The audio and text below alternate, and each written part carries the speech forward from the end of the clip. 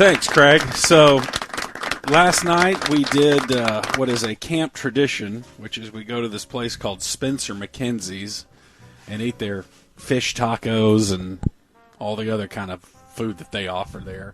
And their menu is great. It looks like there's so many good things on there. We sat on the patio. Beautiful day. It's so great outside out here. The food? Okay. I'm not going to. I know we're supposed to say. Stay right here in your I know stance. we're supposed to say jump. it's the greatest ever. You don't have to. I don't care. I could eat there. Put it this way: it's so good, I could eat there every day. Could you eat that food more every day than you could let's say, a great Mexican place? Yes. Or Tex-Mex place? I think, yes, I think that would be much better for you. And there's well, not better for you. I'm just talking about the good on your tongue. the good. Yeah, I think I could. I think I may have divided opinions on that place because the seared ahi tuna fish taco that I get is the finest fish taco in the world. Yeah. It's unbelievably good, and I could eat those every day. Yeah. Now, I have had other things on the menu that I didn't think were that great, but that taco to me is the most incredible fish taco that's ever been made by humans. And that's all I ever get. Okay, so It's the fish taco. And I've had some other things, but I just do fish taco. Because this is the ticket group, we'll definitely be going back there again during this trip. So I will eat what you guys prescribe for me to confirm or deny that this is the greatest item ever in the history of menus. What did you have last night? I had carne asada Parmesan hard-shelled tacos, and I had their regular fish taco. Fried fish? It had the tempura on it, yeah. Okay. Yeah. And how was it? Just okay? It was just okay. The tortilla was just kind of gross and stale tasting and not enough sauce. Well, step out a little bit, get it Brooklyn style. They put the sauce on there for you, and it's awesome. That's the key. Their Brooklyn sauce is amazing. Yeah. Okay. All right. I will. I'm open to trying new things. Have but fun I going wish there you by would be yourself. open to honest feedback. Well, and I don't disagree with you. Everything else I've had on their menu is just, it's okay. But that taco's ridiculous. Is it a chain of restaurants, or is that the only one I don't ever? think so. I think it's the only one in the world.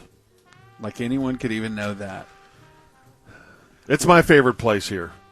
I know there's more expensive places that are supposed to be better, but bang for the buck. It's not cheap. Boy, it is. There's not a restaurant out here that's cheap. And it's nothing fancy about it. It's you walk up and order at a beachside counter. It's the name of my band. Beachside counter. No, I mean, if you feel I'm not offended by it. It just you're slightly offended. No, I don't. There is part of you right now that's fighting, uttering the phrase that I don't like it because I didn't create the menu. No, I don't feel like that. I think people have different tastes. There is some truth to that. Yes. People have different sense tastes. it inside you. No, I mean, there's truth to you not liking it because you didn't create the menu. No, I won't use that theory. I'll use the theory of if it's a place I like, he will try to find flaws in it. Going all the way back to the greatness of Marcello's. He used to downplay Marcello's. I guarantee you there's lots of places that you and I both love. Marcello's was so great. Yeah. God little place on Marsh Lane. That Italian and okay, do you love Desperados? Yes, of course. Love Desperados. Okay, great. Let's go to Desperados together then. So we don't have to fight. I'm saying, but it disproves your notion that if it's someplace you like, that I won't like it. Only if I go there first, and then you go. What? Okay, there's going to be so many rules and add-ons. You're going to make it true. All right. Anyway, got this from a good P1 who shall remain not only nameless but anonymous. Dressed up. And he even sent a picture of a still shot from a movie. He says, this is me, and he describes the article of clothing he's wearing in this. In 2001, on the set of David Gale, starring Kevin Spacey. It was a movie. Okay. And this is about us discussing whether or not Kevin Spacey was kind of pushy in his private life about his amorous advances. Mm-hmm. from people that we know firsthand. All of them that to us. happening to be young men. Yes, correct. Anyway, the anonymous P1 says, he was really nice, but relentlessly hit on my buddy in that, and then he describes the sweater that his buddy's wearing in this still picture from the movie. He would work the room between shots and ask us cool places to go in Austin. Let's film there. And he'd always then go right to my buddy and ask him the same question. I don't know, what's your favorite spot for a drink? So he'd ask the room and then just kind of glaze over and half listen to their answers and then say, I don't know about all that, but what's your favorite place to drink? And zero in. So he was really sexually obsessed, or just obsessed with getting the answer from maybe he just wanted to talk sports with that buddy. guy. Yeah. He'd say, he said it was creepy, but he was very nice to everyone there. But just when you were in his amorous crosshairs, or just crosshairs, right? Then he could be relentless. So there's more evidence of Corby's told it on the air. Told what? What are you talking? Who's Corby? Oh, did he tell that on the air? Oh, yeah. Okay. Yeah, Kevin Spacey made advances towards Corby. Really wanted to party with Corby. Yeah, he wanted Corby to role play Mickey Dolenz in the scene. Yeah, that was back when Corby had the hair and he was in his 20s, I think. Right. And it's not just Corby. There's another person that we know who also, I think, has experienced this. Yes. All right. Mm-hmm. Who? Oh, really? Yeah, that's what I hear. Yeah. Okay. Yeah. But Fernando doesn't like to talk about it. I'm not saying who it is. Okay. And then finally, I'm just going to quick hit this because it's kind of a long and complicated story, but I'm just going to give you the thumbnail of it. We may have a huge breakthrough in science. Have you been following this? It's been mainly on Twitter is where I've seen it, but now it's spilled out into the mainstream media that there are a couple groups of scientists who are fighting right now about which one of them has come up with this room temperature superconductor. No. Yeah, P1 Brad C sent me this after I tweeted out the tweet thread about this discovery, quote-unquote discovery, or breakthrough. He says, I've been obsessed with this ever since you retweeted it yesterday. I can't believe I hadn't heard about it until now, so thanks for the retweet. If this is confirmed, we are talking alien-like advances in tech. The papers seem rushed out, and of course the entire scientific community is highly skeptical. And now the authors are backstabbing each other for credit. But this is a huge story if it pans out to be true. So these guys claim that they have made an ambient temperature and ambient pressure superconductor. So when we do superconductors right now, we can do them if we have extreme cooling or extreme pressure. Like the super colliding superconductor in Waxahachie? Yeah, I'm not sure how that fits into all of this, but we never wired that thing up. I don't think so. But this could totally change our lives because 100 billion kilowatts hours of electricity are wasted on transmission losses each year in the U.S. So that's the equivalent of 3 of our largest nuclear reactors running 24/7. Wow.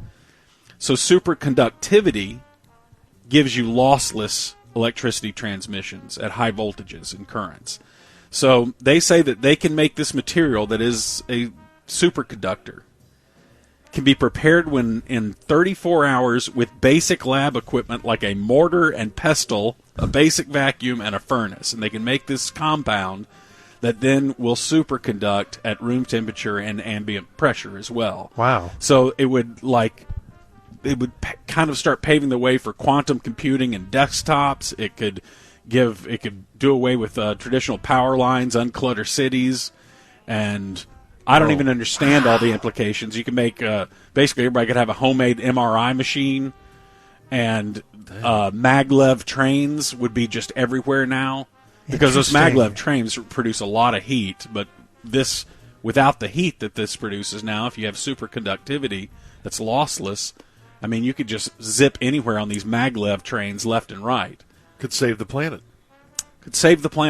Yes, science! And yeah, this is alien-like, breakthrough with a very basic, what these guys say, that they can make this compound very easily.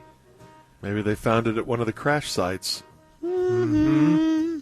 This coming on the same day that guy got in front of Congress and said everything. Yes. Have you been following that story? A little bit, yeah. Enough to think, oh my. I don't know, are we ready for this? I went through all that audio yesterday and sent Tyler some of it. I was going to do 535 on the UFO stuff today, but we're going to save that for another segment. Fascinating. Yeah. Basically testifying under oath, yes, we have alien spacecraft and we have alien beings. Basically, right. Evidence of. But isn't this guy also saying that, I mean, they're not biological, right? That the beings are, it's basically a printed body for this alien intelligence that inhabits. Yeah, Tyler, if you have that first cut that I sent you, I think it was the 38-second one, I think he talks a little bit about that. Yeah. Okay. Because that's what's interesting to me is that, I mean, these guys are so advanced that, and I don't know why our brain kept thinking this, that they were going to be biological creatures from another planet when they couldn't survive the craft speeds and turns and maneuvers if that was the case. They were just robards. Yeah, they were a form of robards, kind of synthetic beings. Anyway, I think. How do you know that these were not our aircraft? Sorry, the other one. And was this documentary evidence, this video, photos, eyewitness? Like, how would that be determined? The specific documentation I would have to talk to you and Skiff about. Gotcha. Yeah. Okay. So, and you may or may not be able to answer my last question, and maybe we get into a skiff at the next hearing that we have. That's not who in the government? All right. Well, we'll get that together when you do your segment. Okay. And yeah, because that stuff is very fascinating. The next 30 years are going to be so interesting. And that guy with the climate change that's going on, whether it's man-made or whether it's all that stuff. And then all these breakthroughs in technology that look like they're on the horizon. Interesting time to be alive. That's a fascinating story. Yes. The superconducting super collider. Well, yeah, not exactly, but yes. All right, Gordo, thank you. That's the ODEC. All right. Let's crank up some AI and get our cowboy question of the day. I'm the big AI ChatGPT AI Cowboys computerized computer with today's big AI ChatGPT AI Cowboys computerized computer question of the day. But before we get to the big AI ChatGPT AI Cowboys computerized computer question of the day, let me offer you the following jocular interlude designed for your human enjoyment. Hey, P1s, why did a woman divorce her cheating husband who had a foot fetish? He got off on the wrong foot. Hey, P1s, a man boards a plane and to his surprise finds the Pope in the seat next to him. After takeoff, the Pope opens the newspaper and starts doing a crossword puzzle. Almost immediately the Pope turns to the man and says, "Excuse me, do you know a four-letter word that ends in UNT?" and refers to a woman. The man begins to sweat and thinks to himself, I can't suggest that vulgar word to the Pope. There must be another word. Then, it hits him. He turns to the Pope and says, I think the word you're looking for is ant. Of course, exclaims the Pope. Now, I don't suppose you have an eraser, do you? What's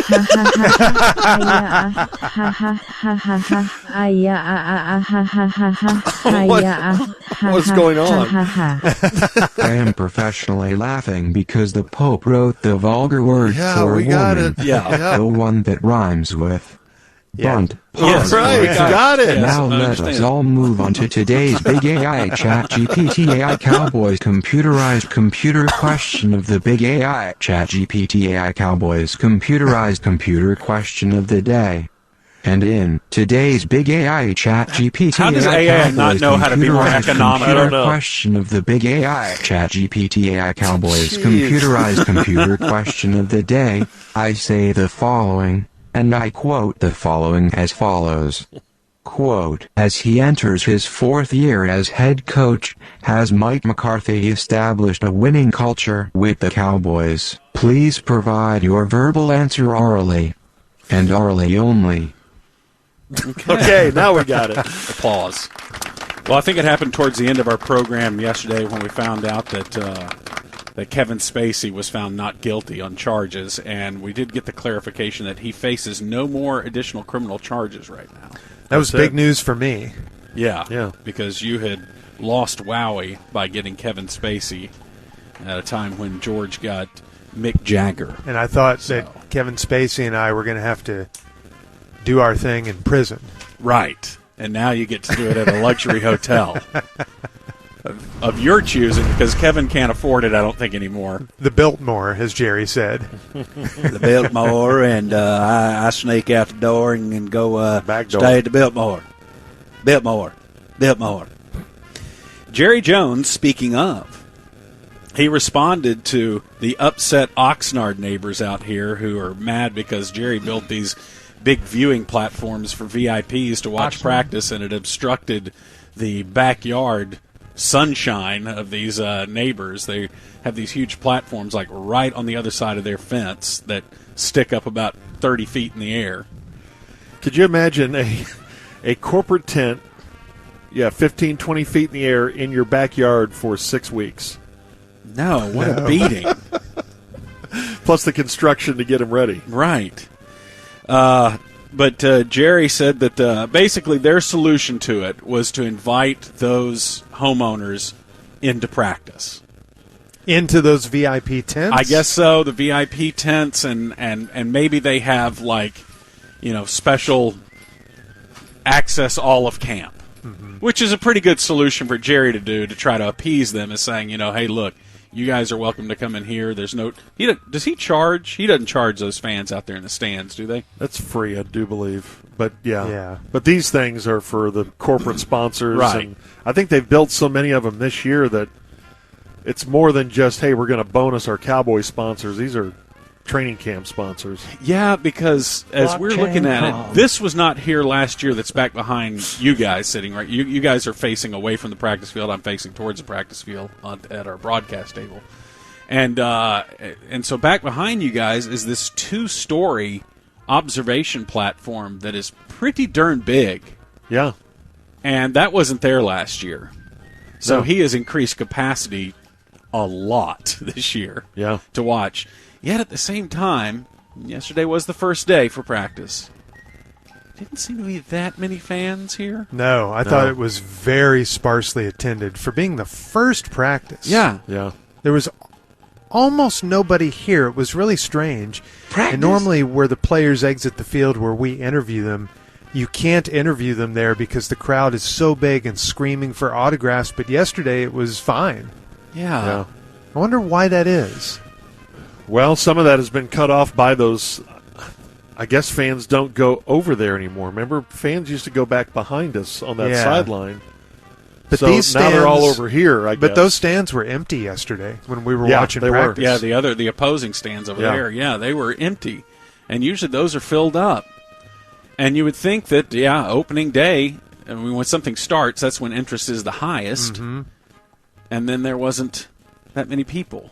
So I don't know what's happening Maybe here. the novelty's worn off a little bit of going out and saying training camp. Right, as Jerry's building the most infrastructure to handle capacity, the capacity is not needed. Maybe all the locals here in Oxnard are standing up for those people who are having their views blocked. True. I guess that's possible. But yeah, so Jerry addressed that. Here, and watch said, Cowboys. Here, y'all come on in here. Here's special pass. Enjoy It special is pass. sports. Special passes for you. But he also said, if you remember, all those were parking lots where those homes are. Now, this looks to me like it's a real event out here now, and that's how we want to make it. That's what he said. That was his Real quote. event. Mm-hmm. We welcome them to come in and enjoy it. Other than that, I'm very proud of what we in Oxnard have accomplished here over the year to have this be the culmination of it. That was his quote. All right. So happy Jerry to everyone. And to update the P1s, I have started doing my due diligence to try to set up an interview. I want to get a one-on-one with Jerry and have him reflect on 30 years of fake Jerry. Great. So we'll see if we can pull this together. It's kind of hard to get a one-on-one with Jerry, as you can imagine, but I'm trying to make that happen. A Dallas woman has filed a lawsuit against Tesla, saying that she thinks a driver who was driving a Tesla was distracted and using Tesla's autopilot feature at the time of this crash in 2020 that severely injured her husband and eventually led to his death nearly 18 months later. Rebecca Taylor is the woman. She and her 3 children filed this lawsuit in Dallas County District Court. And it names Tesla and Gregory Shepard, who is the name of the driver that was behind the wheel during the June 19, 2020 crash. They seek more than $1 million in damages. I think this happened on Lakeland Drive in Far East Dallas. Her husband, Mark, was taking out the trash in front of his home when he was hit by this Tesla Model S that was driven by Shepard. And the crash caused catastrophic brain injuries, and he was rendered a quadriplegic and unable to speak and communicate, and he died, 18 months later as a result of those injuries. And she's saying it's the car's fault and not the driver? She's saying both. Tesla's fault for having that technology. Tesla and the driver, and saying that the driver was using that autopilot technology, which she's repeating some common criticism of Tesla, that it's not fully ready, but the company has pushed it out there before it is fully safe to do so. Well, Tesla will have the data, so they will know what happened in that incident. Yeah, they'll be able to tell. They should have the data as to whether or not he was on autopilot at the time. And if it was on autopilot at the time, then doesn't the anus move over to Tesla from the driver? Because the company was in charge of the vehicle driving at that moment rather than this driver. So, is it heinous? I think so. The heinous is on the company in their argument. Downtown Dallas's luxury hotel, the JW Marriott Hotel, has opened its doors. All right. After 2 years of construction. Somehow they, in 2 years, have built a 15-story, 267-room hotel. And I can't get a guest bedroom painted in that time. I can get about a wall and a half done in that time. Well, that's because all the subcontractors have been over at the Marriott doing work. And where is this exactly? This is at the corner of Street and Place. Avenue. Yeah. Hot dog? Hold on, I had it here. It's at Sports District AM Arts. What were we talking about? It overlooks the Arts District. Man, I just had the... Is it... It's downtown Dallas. Okay, let me look. It's at the corner of downtown and Dallas, if you look at Generic. it closely. Is that Downtown Song of Whip?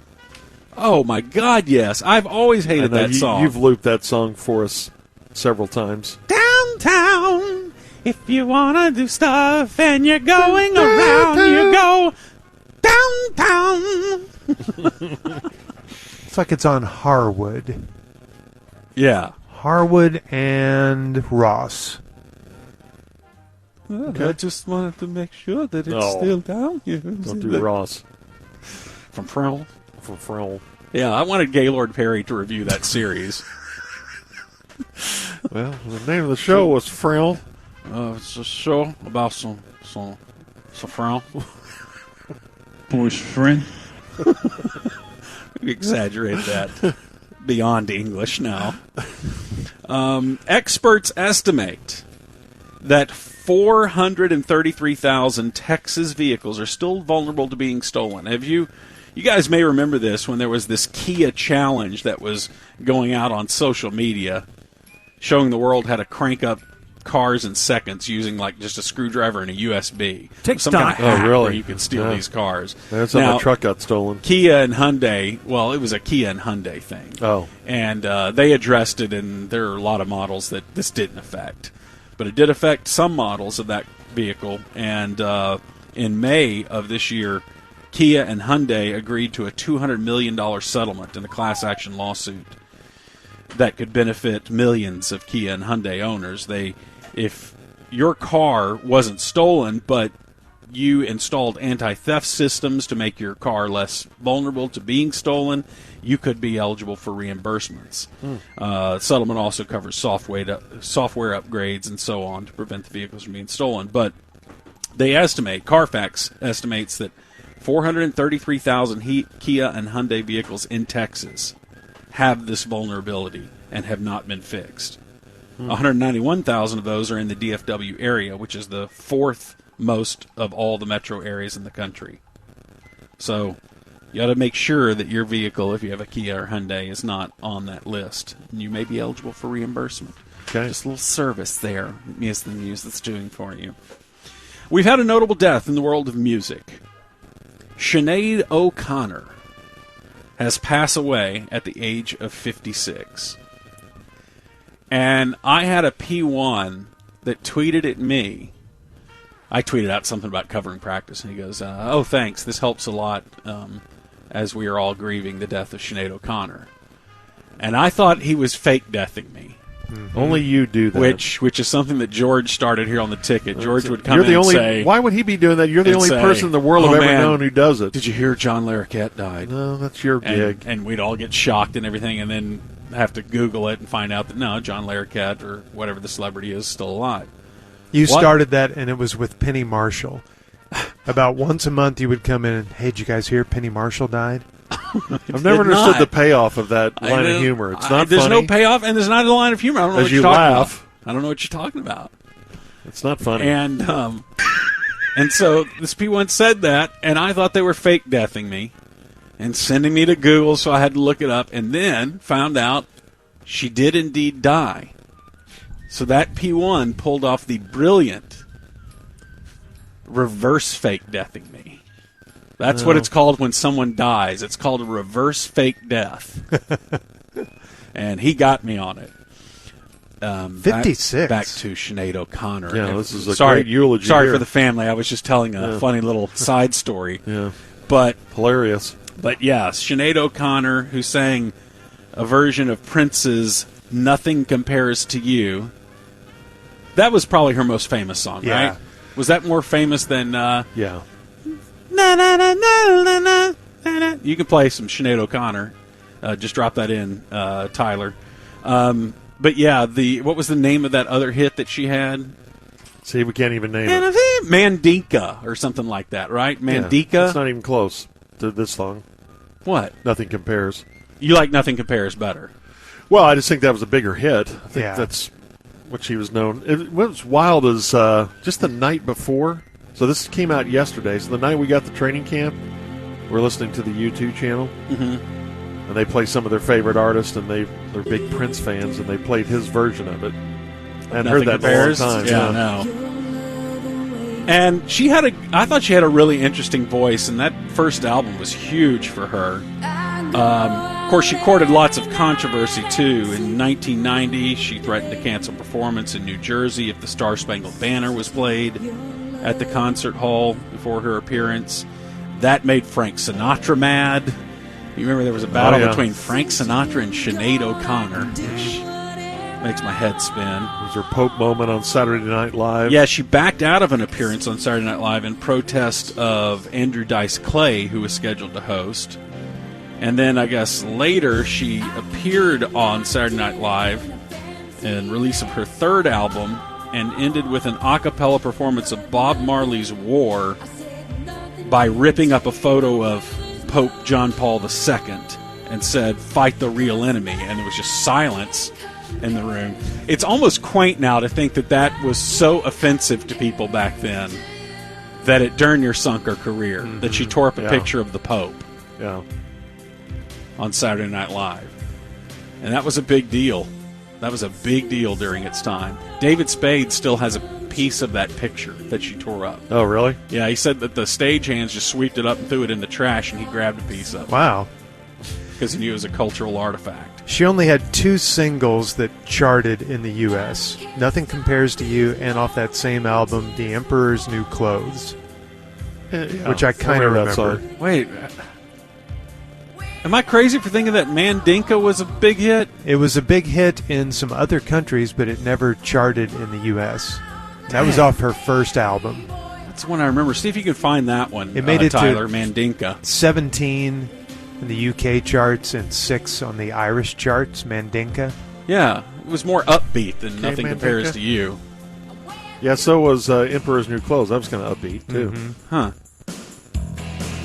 Yeah. What's wrong with this? Huh? Nothing. She had the shaved head.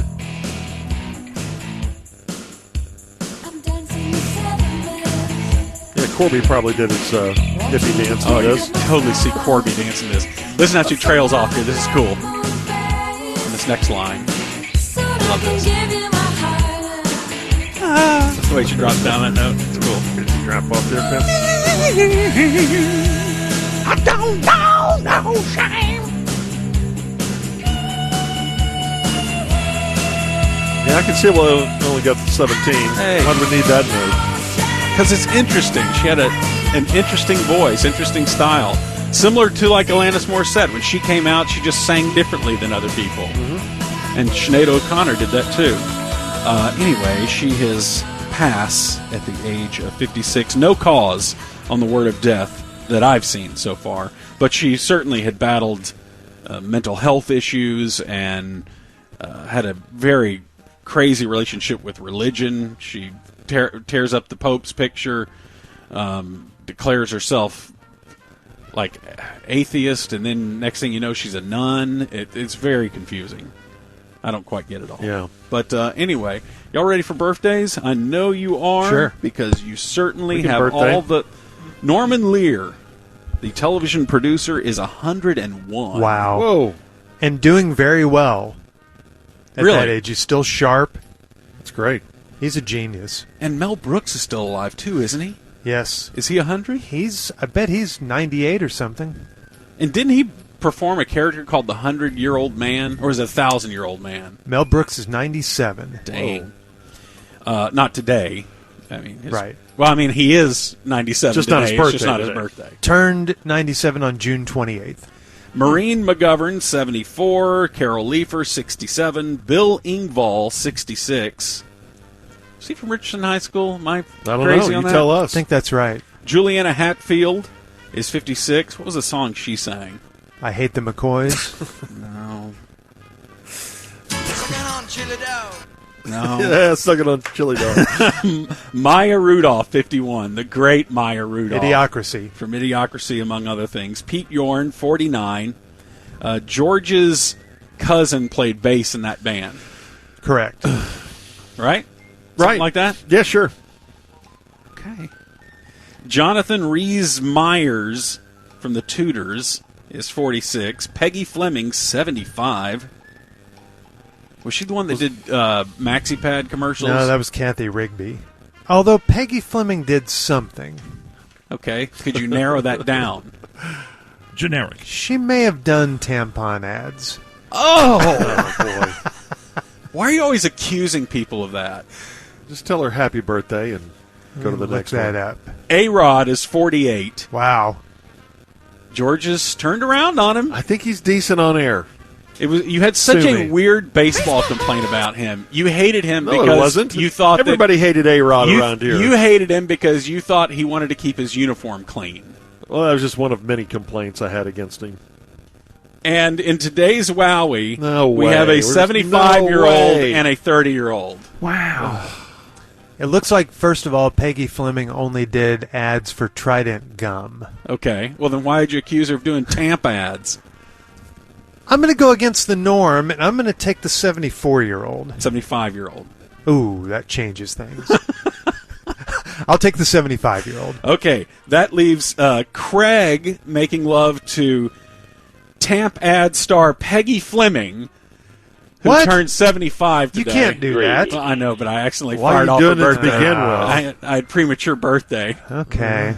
And that leaves George making love to Jordan Spieth, who turns 30 years Wow. of age. This very He's not going to protest today. No, I am, because, again, it's a huge birthday. But Yes. we have to Place. do And this we're honoring stupid him. game that was We're dead honoring 20 years him ago. with his 30th birthday. Man. Hello, friends. All right. That's Muse. And this is a Muser's tradition. For the 30 years we've covered Dallas Cowboys training camp, for some, if not most of those years, I've asked the Jerry Jones question of training camp. Unnecessary. So every year I try to bring a little insight, a peek behind the scenes into Jerry's personal life, and we ask questions about Jerry that are fairly random but may give us a glimpse to what he is like or what his daily routine is like. So some of the questions from the past: has Jerry Jones ever caught a salmon? That was one of my favorites. And I think we actually, both guessed no on that one. Yeah. Yeah, you both guessed no, and I actually got him at practice, and as he was walking by, because he wasn't going to stop and do an interview, he was busy, and I just said, and I was rolling, "Jerry, have you ever caught a salmon?" And he stopped in his tracks, froze, turned around, looked at me, and I thought he was going to dress me down or something. He goes, "As a matter of fact, I have." Well, I did, and I did. I took a big fishing trip with the boys one Yeah, time, he I told guess. us the story of a trip to Alaska, I believe it was, and he said he caught a salmon. So we got our answer. A couple of years ago, the question was, how much cash does Jerry carry around with him? And we ended up getting the answer through Cowboys PR that Jerry carries $1,000 in cash with him everywhere he goes. Remember, I got that right because I've witnessed that in person before. That's right. Yeah, you were handed the Jerry Jones 1,000 in cash once, weren't you? Because At Jerry least part was of it, yeah. buying drinks for the whole bar and handed you the money. I was taking care of that side. Jeez. That's right. You take care of that side, I'll take care of this side. And I thought it was, and this was a couple years ago, but I thought it was 2,000. I Yeah, thought that- it was one, but you might be right. 2,000 sounds more familiar to me. I don't know if he's doing that still, but I'm yeah. usually always right. 1 year it was, has Jerry Jones ever met Jack Nicklaus? That was my other favorite. That's the golfer or the actor? The golfer. And we found out the answer there is no. And I was not able to ask Jerry that. I want to say that Mino caught up with him back at the Star and asked him. Mino got the answer to one of these one year, and Jerry said, oddly, no, I've never met him. I've always wanted to. Big fan. I've watched all his majors. Mino. Very industrious. So that's the history of the Jerry Jones question of training camp. So this year, I've come up with this question. And I don't know if it's a great question. The more I think about it, the more interesting it is. The question of training camp, the Jerry Jones question of training camp for 2023 is, does Jerry Jones work out? Okay, I know back in the... You want me to guess now? Sure. I know back in the day he did. It was always a part of his daily routine. What did he do? What kind of exercise did he do? I want to say... Kettlebells. I love kettlebells. He may have gone through the weight room. I think he used to do treadmill. Walking or running? Walking, I believe. Okay. Yeah, anything he does, I guarantee you, is pretty low effort. But now, being 80, right? I don't know. And he's kept the weight off. Jerry used to be pudgy. Yeah. Mm-hmm. And then he lost that weight one time when he had his training camp makeover. He showed up to camp and he was thin and had a new face or something. But he's kept the weight off somehow. Yeah, so when he first bought the Cowboys, he did a lot of partying, and you're right, he was a little pudgy. Yeah, a little puffy. Late night chili dogs, no problem. Late night chili dogs. And I mean, he still doesn't probably eat that great because didn't we see him a couple training camps ago putting a bunch of pizzas in his trunk of his car? Yes, we did see that. That was for the grandkids. He had to do the pizza run. Yeah. Bring these kids some pizza. Now, They had delivery. Former college athlete, so he was in shape good enough to play at Arkansas. Yep. Really in really good shape, and so you would think some of that would have trickled over into his adult life, but he clearly got out of it for a while. But you're right, maybe and got out of it hard. Yeah, too. hard. 15, 20 years ago, and since then he's always looked like he's kept himself fit. But I wonder what he would do if he indeed did work out. Does he just walk at this age? I don't know. You're saying there's a chance that we walk by this training tent that's right beside here, and we could hear someone calling out of there, "Hey, come here, spot me. I'm doing the bench press." Right. And then we would have to spot Jerry as there's a trainer yelling at Jerry, hyping him up. Yeah. Come on, you got it. 300. Yeah, what if Jerry with a big arch back and everything? Right. His dingus sticking straight up in the air. So being the enterprising reporter that I am, I took this question to the practice field yesterday here in Oxnard, and I asked some famous Dallas Cowboys the Jerry Jones question of training camp. The first one that I cornered is, I think, the new fan favorite. He's the rookie from Kansas State, running back Deuce Vaughn. Do you think Jerry Jones works out? I think he does. Probably no heavy weightlifting, but I think he gets in there, does some stuff. You know, he moves around well. He's always doing his thing. He has to, man. I think he works out. Like maybe some resistance bands, things like that. 100%. I mean, definitely. You know, get in there. The way he does it, he walks around, the way he gets around, man. I think he does. Could he possibly be behind the scenes, and we don't know it, a champion gymnast? I wouldn't put it past him.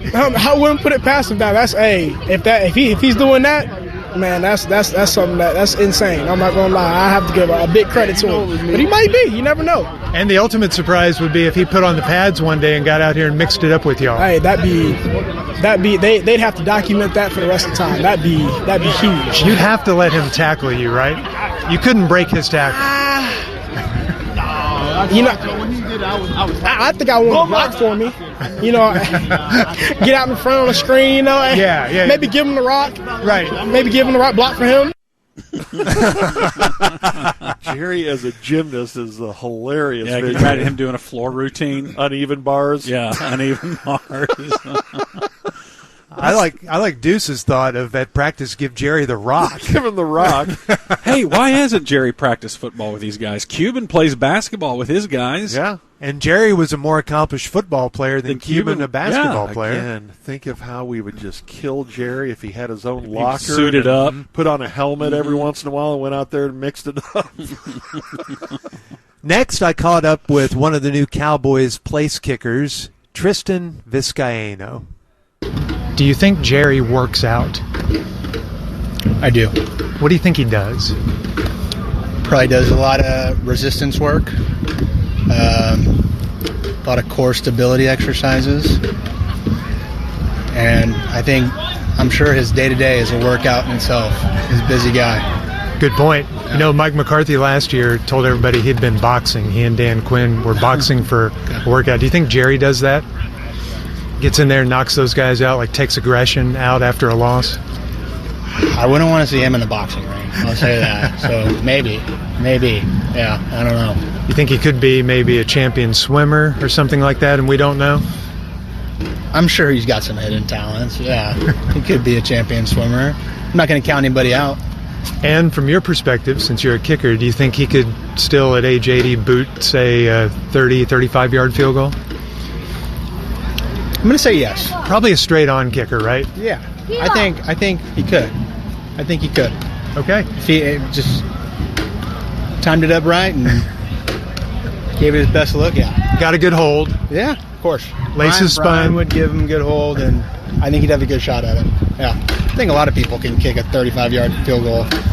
I can't, so that hurts my feelings, but I appreciate it. You just don't know how yet. That's the thing. So he saw something. Okay, two things. Number one, none of these guys are going to say that Jerry doesn't work out. Right. It looks great. He signs the checks. Number two, there is no way that Jerry could hit a 35-yard field goal. No way. There is no way. I don't think Jerry could kick it 10 yards on the ground. Like, if he lined up for trying to hit a field goal, he would kick it, and it would skitter across the ground probably 9 yards. Wouldn't that be hilarious to see? Yes. Okay. Can we convince Jerry to attempt a field goal at this camp? Am I dreaming, or has he attempted a field goal at training camp? You're dreaming. I don't remember that. You don't remember video of Jerry, like someone from Pepsi holding or something, and he kicked it? I don't remember. Was that just a dream I had one night?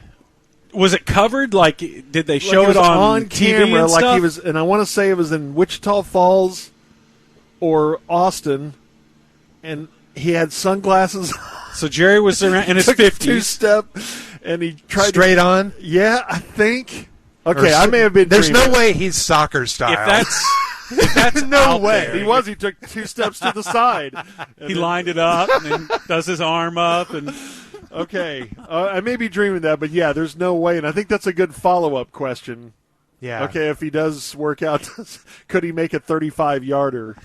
By the way, I think it's so easy for Vizcaíno that he thinks everybody can make a 35-yarder, and nobody can really do that. Except I think that would kickers be are right. really great athletes. All of the press that's out here, I bet less than 5% can make a 35-yarder. Could Dale Hansen kick a 35-yarder? No way. In his Hawaiian shirt and flip-flops. I have no idea, John. Why don't you go ahead and do it? He wants John to go ahead and do it. John, okay, do it. Yeah, he defers. All right, next I caught up with the new rookie tight end, Luke Schoonmaker, who, by the way, gives the most rookie answer to the Jerry question of training camp. Does Jerry work out? Do I think Jerry works out? I think he gets it in somehow, some way. I really believe that he gave us a good speech yesterday, just about, he hasn't been perfect his whole life. No one's been perfect, but that he's willing to, give it his best now and do everything. I think, he just has that mindset about him that he wants to be successful, and so I definitely think he works it in there. Okay, this is interesting to me. What was this speech that Jerry gave them having to acknowledge his past sins? Right.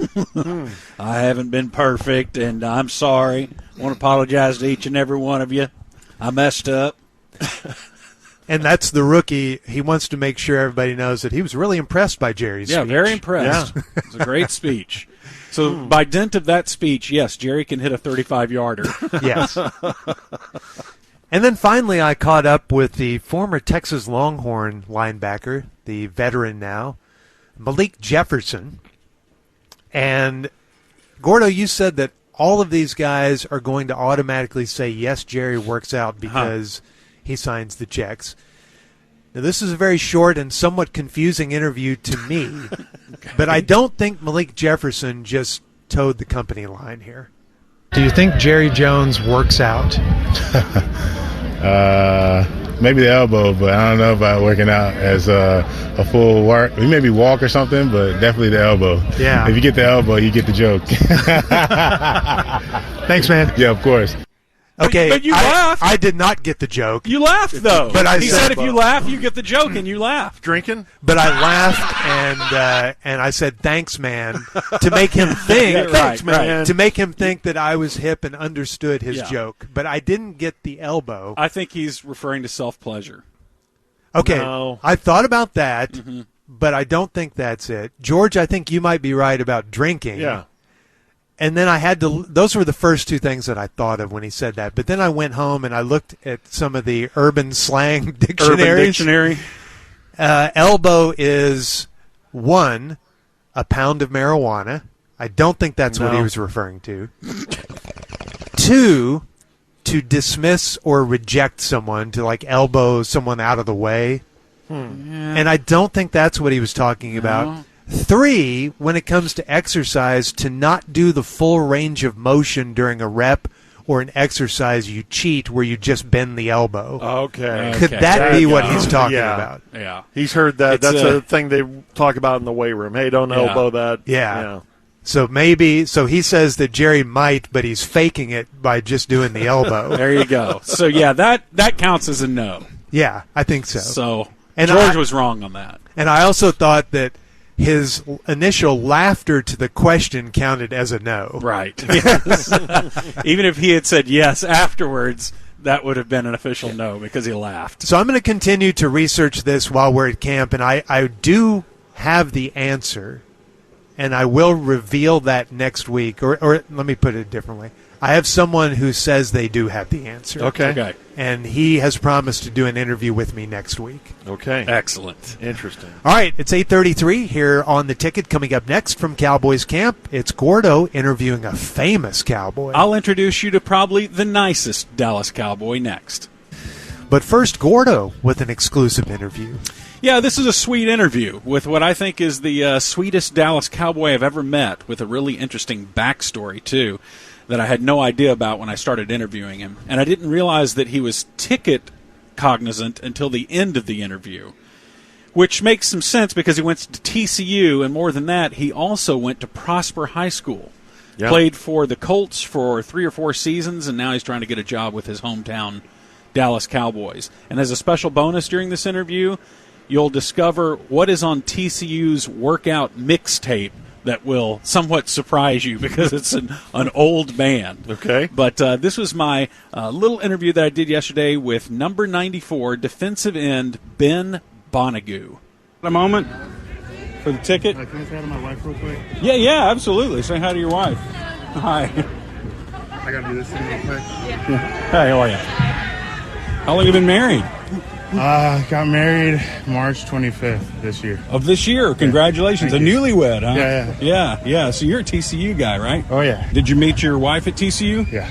I mean, she was just a student there. And wasn't a teacher-student thing with you and her? Yeah. Met her, hit it off. I took her on a couple dates, and I've been blessed ever since. So how long did you date before you married? 4.5 years. And then I popped the question July 1st of last summer. Waited till the season was over and then tied the knot in Mexico. So it was I'm pretty happy about it. So how did a fit athlete like yourself get such an attractive wife? Wait, I think I answered my own question. I'm a nice guy, man. I just, I put my best foot forward, and I couldn't tell you. You're a nice guy. You sound like such a jerk. Yeah, I'm an a-hole, man. Yeah. Tough guy to be around. So how old are you? 27. This is around the time where couples start thinking about procreating. Yeah. Have you made the first move yet? Well, not with the intentions of getting a baby, but... All right, so how's your camp been going so far? Is a day enough time for you to tell how good camp's going to be for you? No. I mean, Rome wasn't built in a day, and neither was any good player. So, I just want to consistently go out there and work and improve and progress and try and help the team any way I can. And how many days? It's not up to me to decide. I mean, did it take to build Rome? Oh. To build Rome. I love my history, but I couldn't tell you the exact amount of days, but I knew it took some time. So, I'm not like super big into just like one country or nation. I like learning about the history of the world and why things are the way they are. Why are things the way they are? I think that's a question for another day. So what is your passion and hobby outside of football? My passion and hobby outside of football would be probably hanging out with my wife and our dog, Manny. We're a pretty adventurous group. We like to go out and see different places around the nation, and hopefully, we'll start, traveling around the world. We're a huge soccer people, so... Did you do soccer as well as football? No, I didn't. I guess that football as well as football? No, I didn't get the pleasure of playing club sports, when I was growing up. What kind of music do you listen to? I love my Afro beats. I probably listen to that every day. I like my rap, hip-hop. Listen to country music from time to time when the timing's right. I love my rock and roll, more 80s. Favorite 80s band? Favorite 80s band? Well...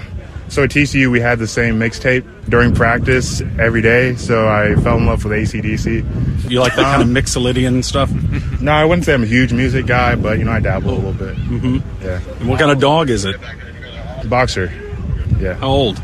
He is 3. Were you saddened by the death of Sinead O'Connor? I don't know too much about that, so I couldn't really answer on that, but it's always sad when, someone or something passes, so... Yeah. Well, not when Hitler died. That wasn't that sad. No, I guess not. But I wasn't expecting that response from you. So, Understood. Yeah. What's the furthest you've traveled Furthest I've traveled would be back to Nigeria. Traveled to Nigeria to spend time with my family out there. Wait, so you have like immediate family in Nigeria? Yeah. So I have cousins, aunts, uncles. It's good to see them and enjoy that part of my culture. Were your parents first generation over here, or was it grandparents? So I was born in Nigeria. Yeah, I was born in Nigeria. My whole family's from Nigeria, and we moved here when I was around 7 months old, and just try to make a living. So, did you retain the language? Like, did your parents speak it enough at home to where you could speak both? Are you bilingual? No, not bilingual, but my wife's been pushing for me to learn some Spanish, and I've been doing pretty good here and there. And do you play the lottery? I don't play the lottery. If you got like $1 billion today, what's the first thing you would buy? If I had $1 billion today, I'd probably put a lot of it in trying to solve some world hunger. But outside of that, I'd probably buy a couple cars. I'd probably buy a couple watches. What kind of cars? And what kind of watches? I don't know. I'd buy some big bodies. I'd buy Rolls Royce. I've seen a couple nice ones. Rolls Royces have like Apple CarPlay and everything in them now, I think. Do they? Yeah. You got a big Instagram following? No, but that's okay. All right. Well, I wish you well.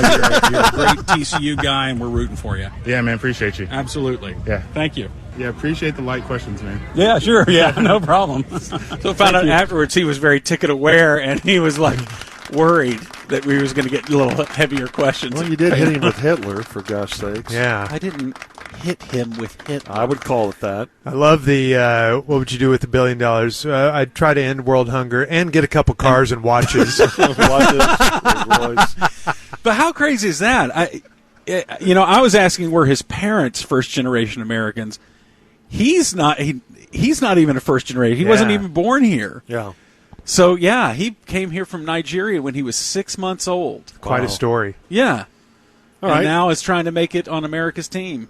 Grew up here in Dallas-Fort Worth. Let's root for Big Ben. Yeah, I root for Big Ben. Roster. He's a really sweet guy. And seeing him with his wife there on the sidelines, they were just so happy and lovey together. And it was just like a married. really feel-good little story. And it's so cool to see how many nice guys are in football and how they're so regular guys too. Yeah. Yes, absolutely. The more you get to know them, the more you realize that they're just like typical young people. Just they're in a very highly competitive and highly rewarding sport if they can make it. But there's a lot of guys who have to struggle to try to get on with the teams and everything, and it's a very competitive environment. So root for Ben Banogu if you bet. can.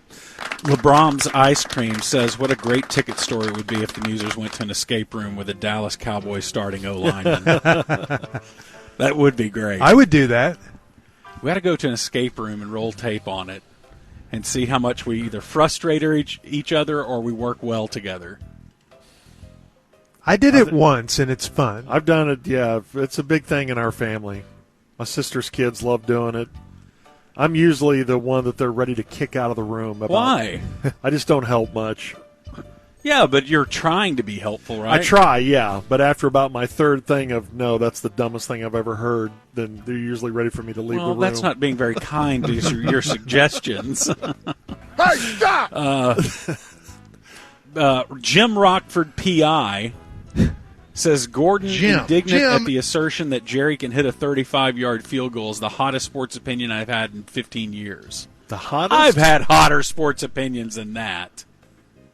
I'm probably the biggest unsung sports expert in the history of people. Well, you're really pumping your brakes this morning, aren't you? What? Pumping yourself up. Brakes. Pumping yourself up this morning. Well, that's the exact opposite. Yeah, you're not pumping brakes. You're pumping yourself up.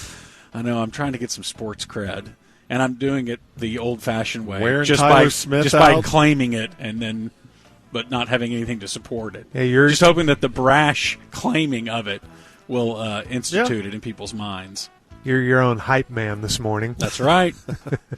I damn hell am. A lot of people saying that it's very clear to them that the elbow comment that was made during the 8:15 segment that Junior did about the Jerry Jones question of training camp, which is, does Jerry Jones work out?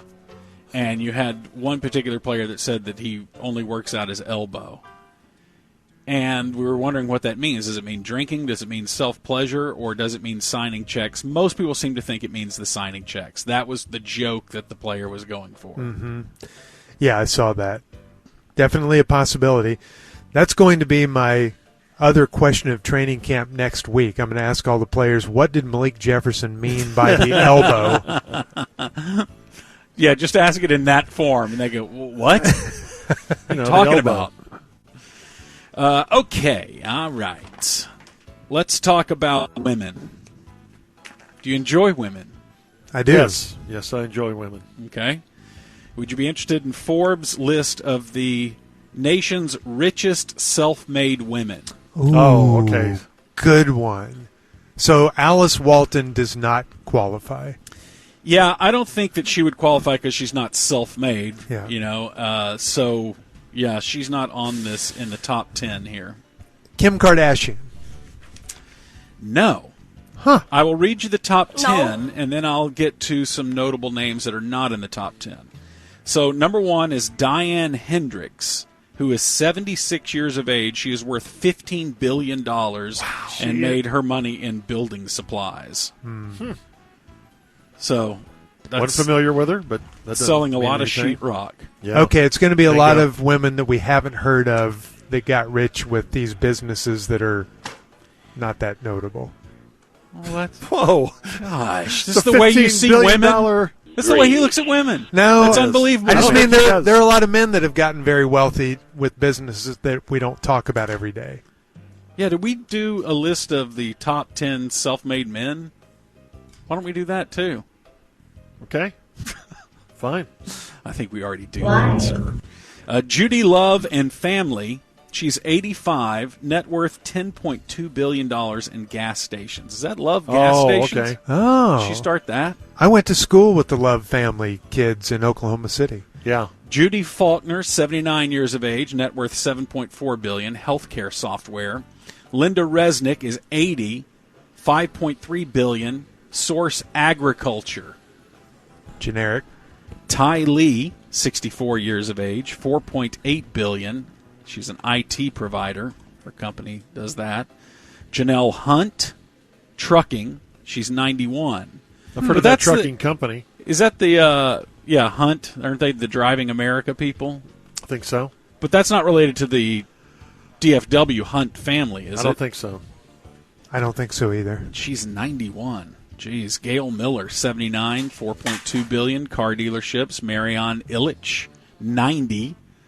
$4 billion, Little Caesars Pizza. That's the Illich family that owns the Red Wings. Elizabeth. And the Tigers? So did she start the business? If she's self-made, then that means she created Little Caesars? Must have, yeah. Elizabeth Alhine, $3.7 billion, packing materials, and rounding out the top 10, Peggy Churn, 75, net worth $3.1 billion, fast food is what she made it in. So a lot of olds in the top 10 list on this, which makes sense because, it takes a while. It takes a while to build up $15 wealth billion. also ends up acquiring more wealth. Your money makes money. So then you get into some of the youngest female on the list. You want to guess who the youngest female is on the list of Forbes' richest self-made women?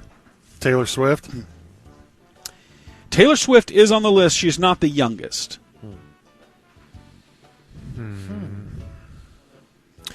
Mary-Kate and Ashley Olsen. I don't see them on this, but you would think that they would be on it. I thought they were uber wealthy, like because, billionaires. Well, I don't know if they made it in ride services, but I think they made it in acting and cosmetics. Younger than Taylor Swift, a billionaire. Mm-hmm. Are the Olsen twins and Taylor Swift about the same age? I think Olsen twins are in their 40s now. Oh. Not quite. Oh. I saw a movie. Oh, no, it's that miniseries with their sister, Love and Death, about the Candy Montgomery story. Anyway, just a twin sisters. Little side note about the Simpsons sister. I mean, not the Simpsons, the Olsen sister. T Swizzle, by the way, is number 34 on the list. Net worth of $740 million. Damn. Boy. But she's not the youngest. The youngest, Kylie Jenner. Oh, okay. I knew it had to be Kardashian related. Yeah, Kylie Jenner, but all of them are, who is worth $680 million. She's 38th on the list and it's her cosmetics line. Of Should course, have guessed it's made her so much money. The oldest is number 14 on the list at 96 years of age. Doris Fisher. That's $2.8 billion. So Kim's not on the list? I'm not seeing Kim. That's surprising. She's got to be on here, right? Kylie is on it, but Kim isn't? Hold on. I don't see it on there. Interesting. Shonda Rhimes is on the list. I just had where she was. Let's see. Shonda Rhimes is a newcomer on the list, but it doesn't say how much she made. You watch any of her programs? No. Shonda Rhimes programs. Dolly Parton is number 59, $440 million. Oh yeah, we should have guessed her. Yeah. Mm-hmm. Dolly World, and Wana Brands Edibles founder Nancy Whiteman is a new one on the list. If you make edible marijuana, yeah, you're probably doing pretty well. Guaranteed to gonna. We need a line of Musers marijuana products. Okay, we need one. Yeah. Seriously, that's how you make real money in this world, is by inventing the side product. The side product is always the thing that gets you wealthy. Okay. You get notoriety in something, and then you use that to create a brand of tequila, and then you become a billionaire. That's the formula for success. Okay. All right, a story of non-survival. Have you guys ever been interested in or flirted with the idea of living off the grid? No. Does it hold any fascination for you? Yes. Okay, two very different answers from my partners here. I can't believe you've never... You're a guy who actually moved to the country, George. You're all dirted up and all Jason Aldean's don't try it in a small town. I don't listen to Jason Aldean. And you've never we have running water and electricity where I live. But you're more off the grid than us, and you're all... into Eric Church and haven't named an artist yet that I really listen to. Well, Luke Bryan. Yeah, you're into Luke Bryan and all those other off the grid artists. No, they're not known as off the grid artists. You get full repeat job. Well, Rebecca Vance, she started getting concerned about the world, and generic. She felt that the news was lying to her. There's pandemics going on. There's the social media that's corrupting the social fabric. So she decided that it would be best for her and her 14-year-old son to go live off the grid. And her sister joined her in this endeavor. And they just told the rest of the family, hey, we watched some YouTube videos. We feel pretty confident. We know how to live off the grid. We're going. See ya. This is not going to end well. Well, how do you know? Number one, you're doing the not story. Survival at the beginning. That's red flag number one. Red flag number one is you're doing the story. Red flag number two was the tease, a story of non-survival. Okay, all right. And number three, them saying they thought they could live off the grid. Anyway, not funny. Yes. He thinks it is. So they go and they try to live off the grid. Didn't even tell their family where they were really going. So that worries me. The family very concerned about him. It didn't end well because on July 9th, a hiker found is always a red flag word. Found 3 partially mummified people in a remote area of Colorado. They were half wrapped in gauze. Whoa. Jeez. They'd only half wrapped themselves in gauze before they died.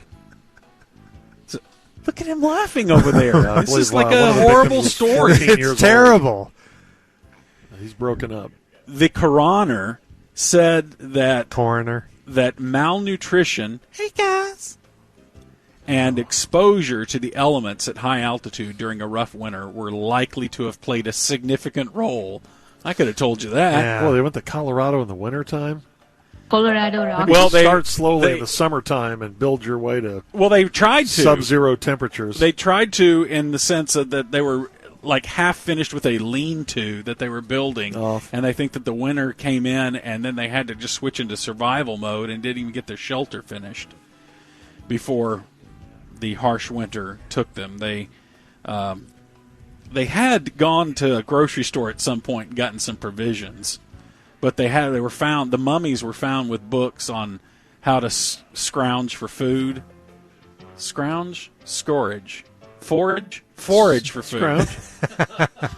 There's no way that's wow. The first laugh of the morning from Killer. We've been doing first laugh in 2 days. We finally cracked up Killer. He has not seemed to enjoy the show one single second until right now. And the family that was interviewed about this after the mummies were found said that the last time that they even went camping was when they were kids. Bad decision. And the family tried to talk him out of it, but Rebecca Vance and her sister and the son said that they felt comfortable with their decision because they had done online research and watched the YouTube videos on how to live off the grid. That's all you got to do. But it's very difficult to live off the grid. Yeah. Extremely difficult. Just watch Alone. Right. Oh, yeah. Watch Alone. You'll find out how hard it is. And those people knew that there was an end date and a satellite phone call they could make to get out of it. Right. Yeah, my fascination with living off the grid is more, I want to live off the grid but still be on city water and the electric grid. Right. I want to live way out but still with those conveniences. Yes, I want to live off the grid but with grid benefits. Yes. Totally off the grid, that is another topic altogether. Are you guys watching the new Alone? No, I haven't yet. Yeah, it's really good. Is it? What's been happening so far? Is anybody out yet? Yes. Well, we're like 7 episodes in, so had a lot of people tap out. How many are they down to?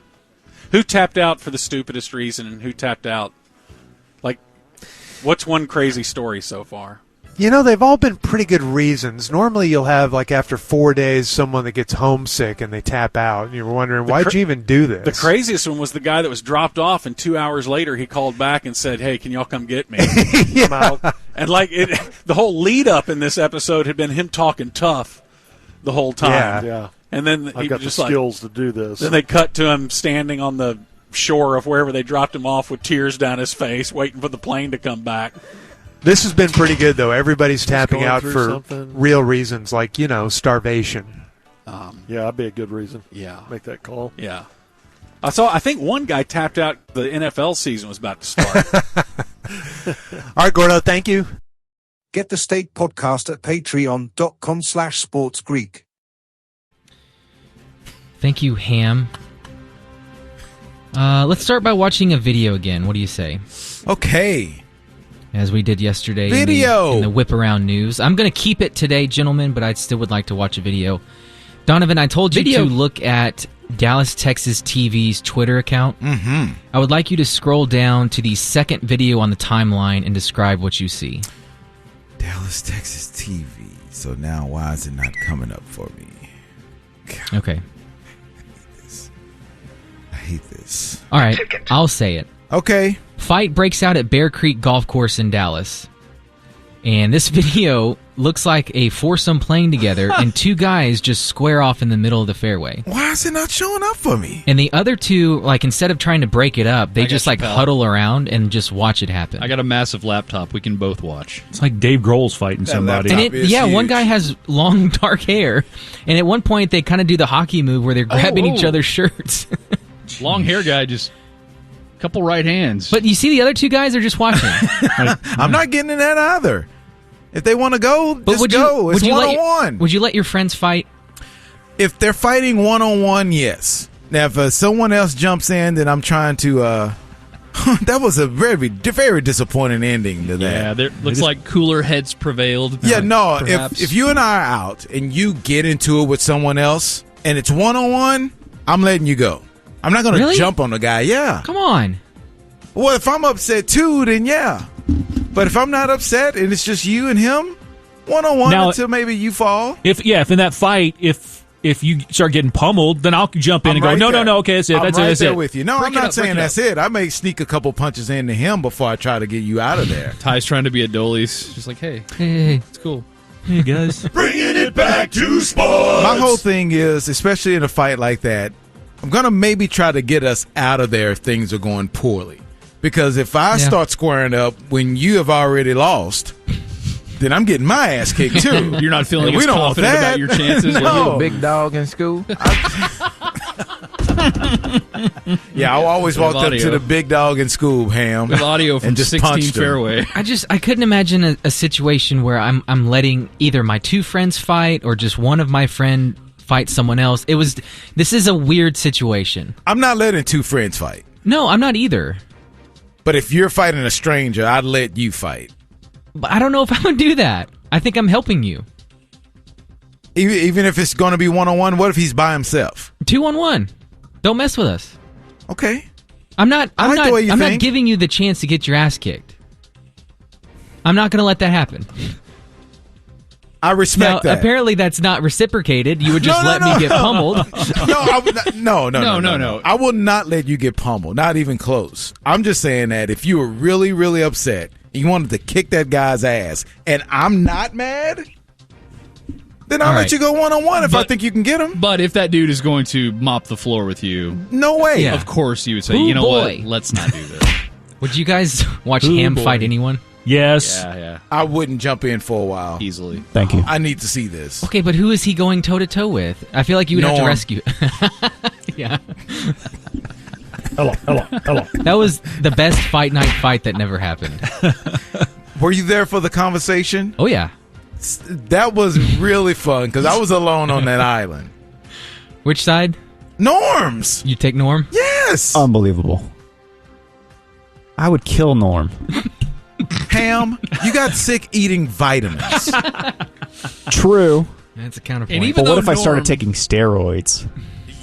You would be sicker. Roid rage Ham. You wouldn't be able to get up out of bed if you took steroids. Actually, you know what? Start taking steroids. Now, what if Ham comes in and he's just shredded? Yeah, just from ripped. human growth chicken. That would be great. And then I would turn around and take you. But as of right now, I'm taking Norm in a fight with Norm and Ham. Because Norm is not mobile, but... Because Ham will have to get close to punch him. And once Norm gets a hold of him... He's got you by 100 pounds. Over. Does Norm get to keep his cane? Does he have the cane in the ring? No. I would say no, and I still would think even Norm on his back, if he grabs a hold to Ham and he rolls over. Norm's hoping he's on his back and, hey, buddy, come here. You got me down. Yeah, what if Norm's like a technician? Like, he can just he gets Greco-Roman wrestling. He gets him in an arm bar. Right. And Norm, sharpshooter. Ham's tapping. But you guys have asked Norm about this before. And he said that he would get win. Him. Yeah. And I truly believe I want Norm to give Ham a tombstone. Oh, that'd be awesome. Now, Norm's approached me about we fixing this thing, too, so we can make some money out of it. Of course he did. Of course. He has debts to pay off. P1s, if you would like to fight at Fight Night on August 31st, email p1@theticket.com. Look at you.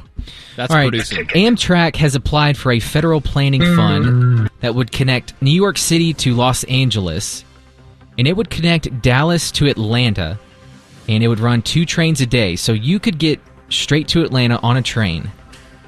Do they say how long the trip is? Are we bullet training or are we just regular? It doesn't say, 20th but century. I never consider traveling by train. I don't either. It always floors me when I see the arms right in my neighborhood when the arms go down and there's a train that crosses. I always kind of throw my hands up and say, really? We're still doing things by train?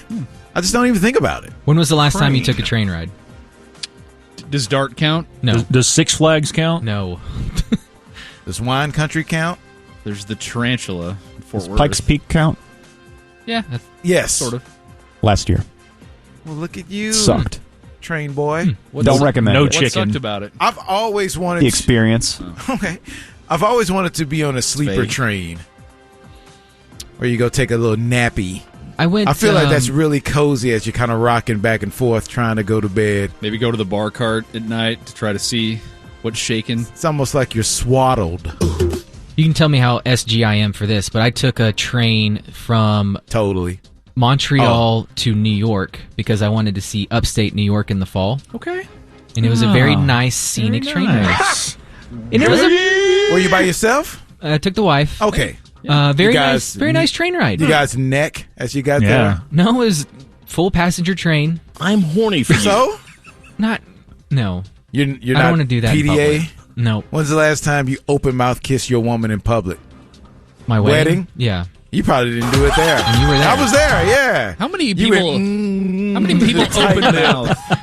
With my butt out and just puckered lips. Do a lot of people open mouth during the You May Kiss the Bride? Oh, I did. Yeah, You just did? like Frenching. Total slob down. Oh, gross. Total. But she was adamant about it. That's what she wanted to do. Well, she wanted it. Her idea. Seriously, she wanted to like practice before. This is what we're gonna do. Yeah. She didn't care about family. Like I did that in front of my grandparents. That's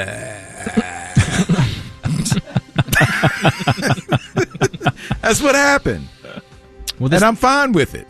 This development could happen as early as last time. 2026. But I don't know. I don't think train is that bad of a way to travel. I don't think so. I just would like it, I don't know how many stops. And that's what will get me. Like, we need to know a total travel time. Yeah. Because driving is 12, flying is what, 3? Yeah, but there's What about 3 hours? There are a lot of beatings that come with flying, including being that close to other people. I think on the train you can spread your legs and walk around. And well, I'll stretch mine. Okay. You can spread yours. You can do whatever you want in upstate and New I'll York. stretch mine. We're not going to judge. And you don't want to open mouth kiss, but you want to do that on a train. So looking forward to that. Okay. Let's do one more story. Please. One more. The DEA had a huge bust in Carrollton last week as apparently there's been a Carrollton juvenile fentanyl problem. Different kind of juvenile. As they found... You think he's just running around doing Tiny Desk concerts everywhere in Carrollton? They're like, he can't be stopped! As Julio Gonzalez and Adrian Martinez Leon were both arrested last week. Wait, who? Set it off in this mother... He's at the Carrollton City Hall. You opening the beers, huh? And then he just scurries off and they never get He's at the wreck now. He's at the city park, huh? It's the same note every time. And they're trying to chase him down and stop him, but they can't. Because they have a juvenile problem. Juvenile spotted at McKinnish Park. Doom, doom. Set it off in this mother. You tickled Ty. Yeah, but they executed a search warrant, and here's what I wanted to bring up. They found thousands of fentanyl-laced pills in their microwave, and a food storage container filled with cocaine. Now, I think those are pretty spare hiding places if you're hiding those kinds of drugs. Like, put it under the mattress. No one to check under there. But they just that's terrible. In their closed microwave. And then did they think that they could make cocaine look like flour or something in the food storage container? Okay, sometimes. But then every time you microwave a burrito, you got to take it out and put it back in. Thousands of pills in and out of it. He's so annoying. Just trying to get some popcorn. Do we have more space for this? It takes longer to take the pills out than warm up this burrito. But you know what? Sometimes the best hiding places are in plain sight. So if you have it in the cabinet like it's flour right next to the gold medal, maybe you wouldn't even think about it. So when the feds are you have coming to have over, it packaged correctly. Okay, you can't have it table. I'm here to report and tell you that they were quickly found. So maybe not. Okay. All they had to do was open the microwave, and there were thousands of pills. The microwave is bad. I'm not talking about the microwave. I'm talking about the cocaine with the flour. Now, if you have it packaged like flour. Oh, put it in the flour bag? Yeah, or in the... you need to put it in the coffee can. If you have like a canister. 80s movies showed us. I know, but everyone knows about that. Don't you think the cops go straight for the coffee grounds? I don't know. Yeah, I don't know. It's wherever the dog goes, right? Yeah, probably right. The dog's right there by the flour. Rough. And then juvenile comes out. I think the cocaine's in the flour, huh? They believe they were the primary sources of a supply and a rash of recent fentanyl poisonings and deaths in Carrollton. At least 14 juvenile overdoses have been tied to this case. Yeah, Gordo. They could spend up Gordo's to not 40 here. years behind bars if convicted. Good job, DEA. There's your 130 News. There you go. I hope they find Juvenile. I really do. Once again, the Ticket presents Why Today Doesn't Suck. That's right, 'cause it's my birthday, my birthday. Kick ass, dude. And now, here are your hosts. I just say all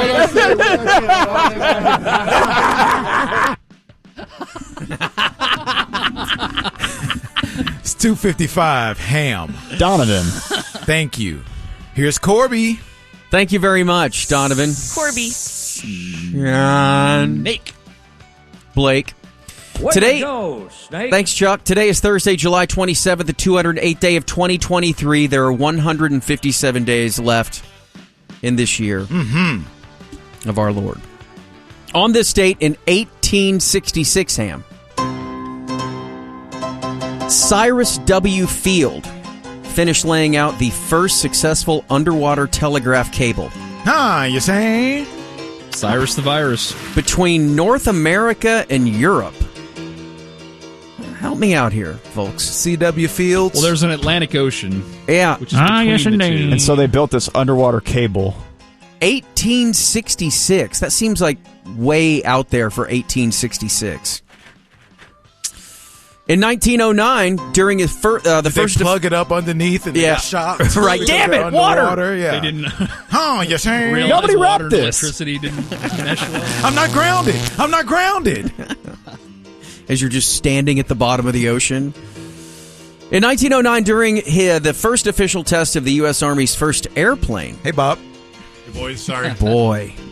Orville Wright flew himself and a passenger, Lieutenant Frank Lamb, above Fort Myer, Virginia for 1 hour and 12 minutes. He was flapping his arms as hard as he could. So whenever the Wright brothers did invent flight, how quickly did whoever that was in charge of the U.S. Army say, "Oh my God, make us one"? Like now. Probably pretty quickly. In 3 to 6 months. In 1981, 6-year-old Adam Walsh was abducted from a department store in Hollywood, Florida, later murdered. His father, John Walsh, became a well-known crime victims advocate. America's Most Wanted. You know what? I don't know if he had any background in media, but he turned out to be pretty solid at that gig. Oh, for sure. Like, he was really good. So you're He's saying on it's for worth like it? 20 years. You know, it all not works itself out. The conclusion that I drew. Like he wouldn't have that career if his Right, kid everything was happens there. for a reason. Right, He yeah. lived happily ever after. Right. In 1993, New York Met Anthony Young, God, I remember this, wins, ending his losing streak at 26. I'm going to say 19. No, it might have gone into the year before, but I'm going to say 19. 19. You know, Bob, 19 was the average age of the American soldier in Vietnam. This is true. The answer is 27. 27. Yeah. 27. And you call yourself Diamond Talk. You got it wrong. Such an idiot. Immaculate Grid, my ass. In 1996, terror struck the Atlanta Olympics as a pipe bomb exploded at Centennial Park, directly killing one person, injuring 111. It turned out It's just Richard Jewell. Yeah, we got that bastard, Richard Jewell. that there was an anti-government extremist named Eric Rudolph that pleaded guilty to the bombing. Unfortunately, Richard Jewell was wrongly suspected, and it didn't go well for him. It was really Maya Rudolph. Pretty creepy movie, also. Good movie. It was okay. Good. It was good. Was it important? So the guy that played him. More than milk? The guy, no, Ty. Why do you even ask if something it a is more top 10 important than war milk? movie? It's not war. Although It was against the Olympics. Yeah, it was a war against the Olympics. The guy that played Richard Jewell, though, Thank you, Ham. is the guy that is in that creepy show on, is it Apple TV Plus? About Blackbird. Yes, Yeah. Blackbird. That guy's a great actor. Paul Walter Hauser. Yes, he's awesome. Because he can Paul play in, creepy, he's a great actor. Yeah. Well, he wasn't creepy in this, and it was sad. He was like a sympathetic figure in the Atlanta Olympic bombing. Still need to get to that. I hear good things. John Hamm's really good in it. The mom is not Sally Field, but just so busy. The woman that was in About Schmidt, who took her top. Sally Struthers? No. Kathy Bates? Kathy Bates. There you go. Ugh. What's wrong with Kathy Bates? You said the About Schmidt topless scene, and that just took me back to a bad place. Right. What's wrong with Kathy Bates? How old were you when let's you just all saw keep our Kathy clothes Bates on. in a hot tub nude? Whatever year About Schmidt came out. About 2000? Saw that at the so you were in theater, high yeah. school? I think you saw that one. You're like, day. Peter Griffin was her body double. Is this what happens?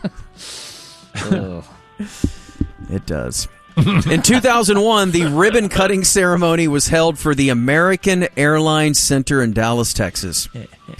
The event set 2 new world records. Hey.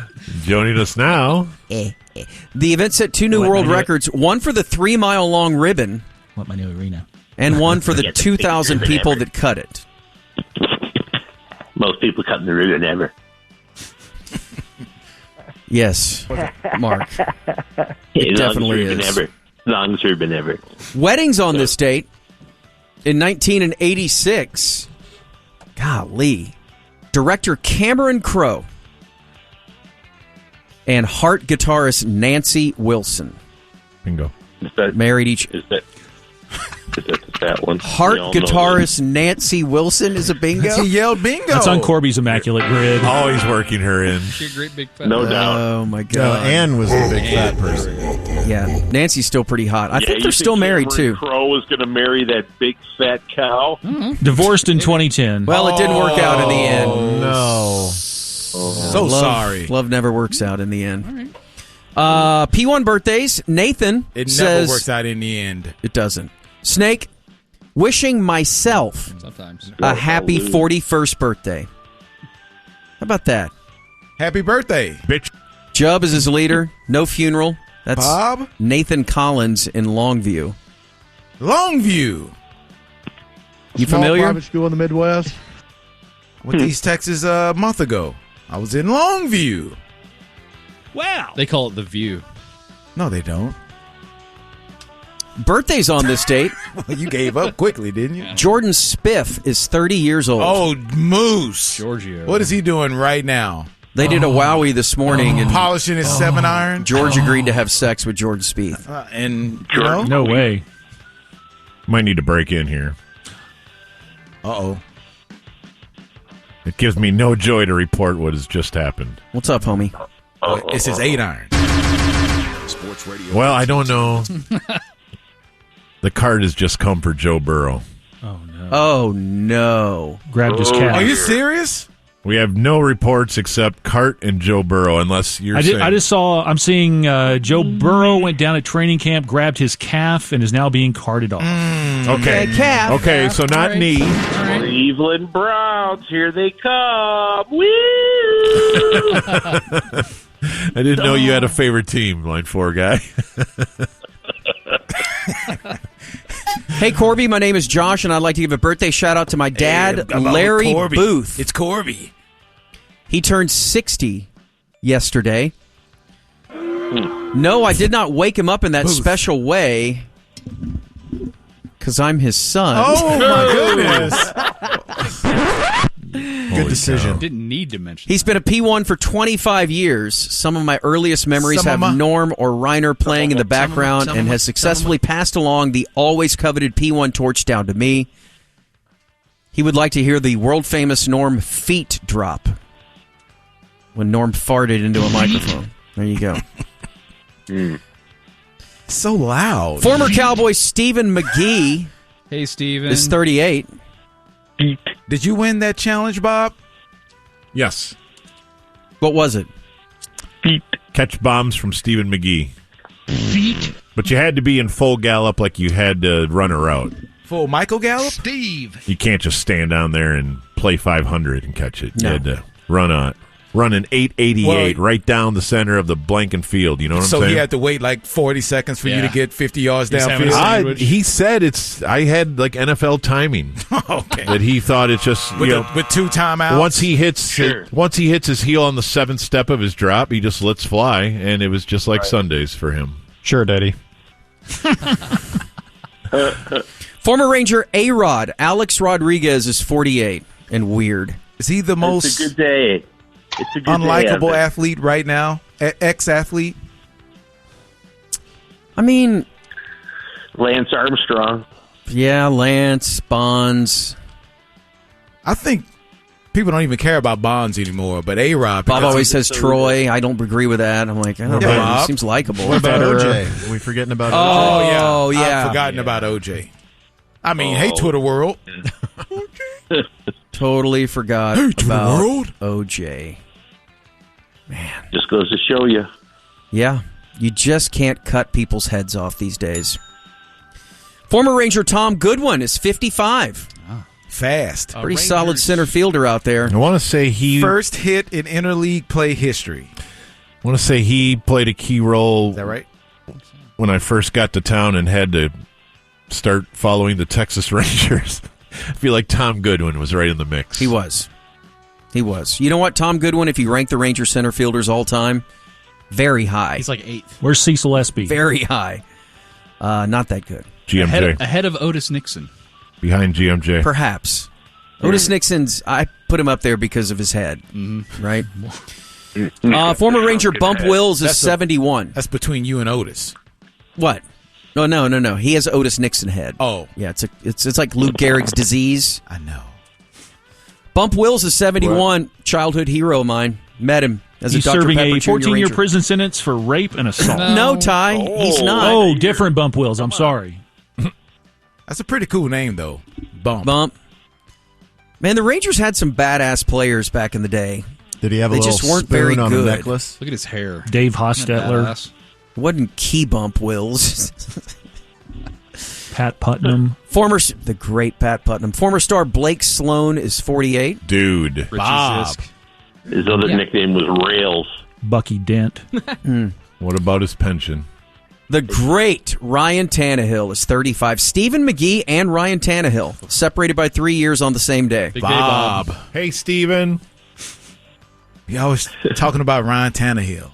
Hey, all he's the time. Obviously. As it, if you would like just look at NFL quarterbacks, he was the best college wide receiver of them all, right? Matt Jones. He's not in the NFL. I know. He never started a minute. Well, I just threw a name out there. You think he was going to challenge you, did he? Ed Orgeron is 62. Oh, and he joins us right now. He's hey, living Coach his O. best life. Yeah. Hey, Coach. I only have one line. Your daughter died. I don't have anything else. Hey, man, come on, shout it out at me. It doesn't need to go anywhere else outside of that. You think Tannehill has some sick dunks? I bet he does. Right? Sick dunks. What are you, 12? Some freaking top shelf dunks. What do you want me to say? What is 3?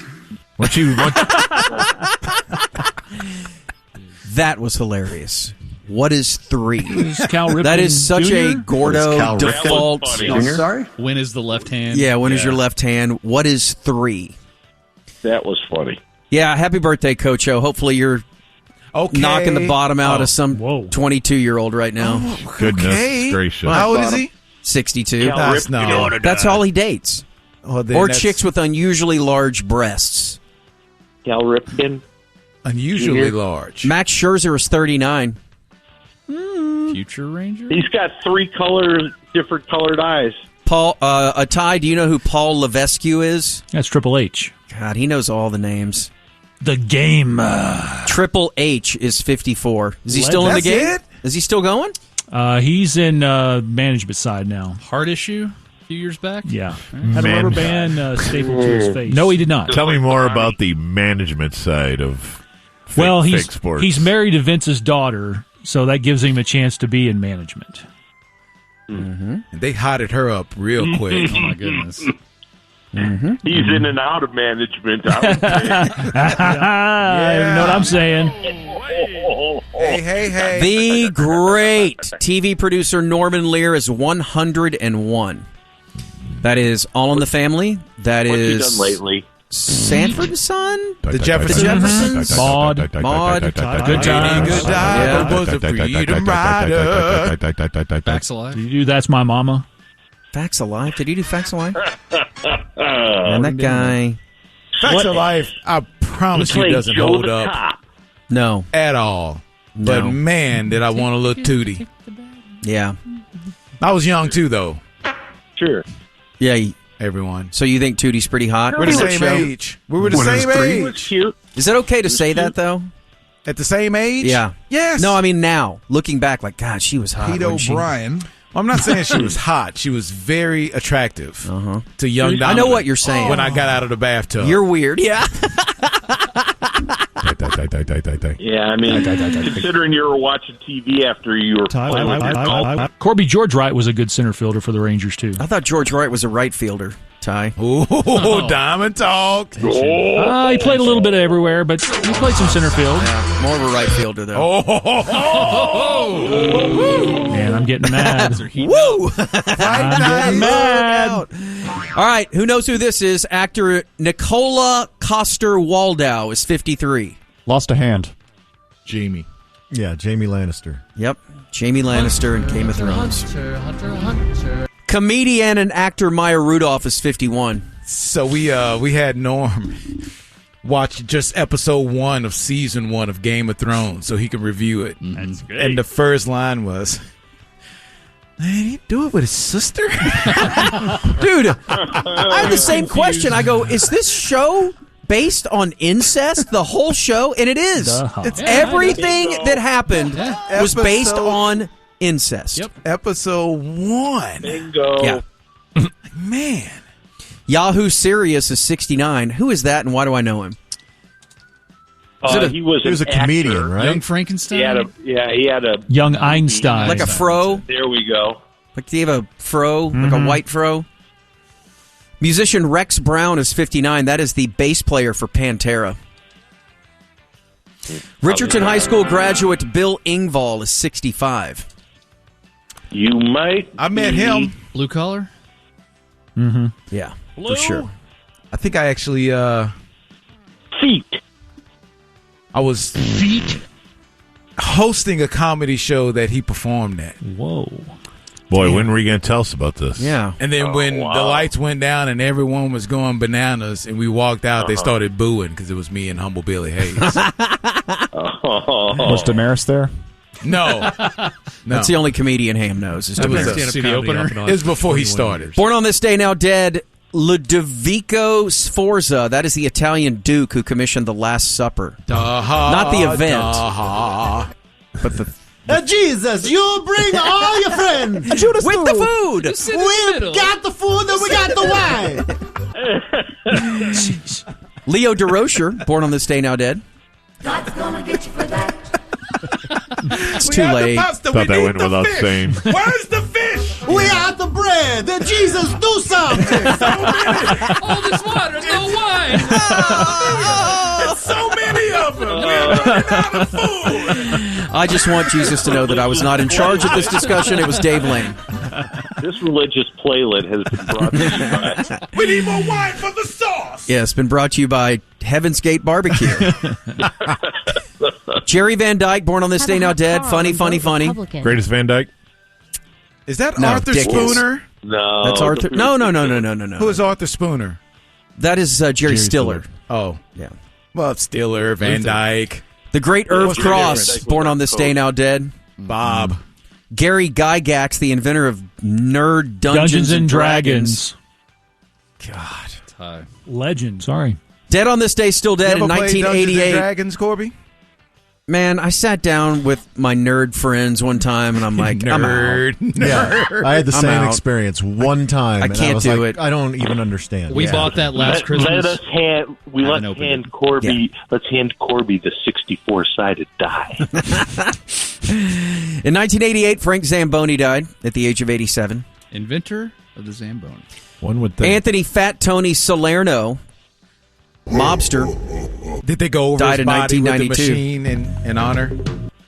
Put him on the ice. I and don't just know kinda much go about over old it. Frank He's Zamboni. clean. Buffed him Under the out. ice and just Yeah, but then he's clean. When you can see him. In 1993, we lost Reggie Lewis at the age of 27. How did he die? Art cocaine, right? Zamboni. He was considered a genius in France. Oh no! That was in large heart. Yes, he took the vaccine. In 1993. Well, I'm under the impression nobody Bob, died of heart problems before that. How did people die back? How did young people in the peak of their health die without getting the jab? Hank I don't Gathers? get it. Yeah. Yeah. It makes no sense. I was laying bias with We'll the name cocaine. another one. Yeah, he Reggie probably Lewis. took some Advil that the government prescribed. We'll name another one. Corey Stringer. We'll name another one. We can do this all day. He had government cheese. Bob Hope, dead on this day in 2003. Laser eyes. Overrated? At 100. No, he's not overrated.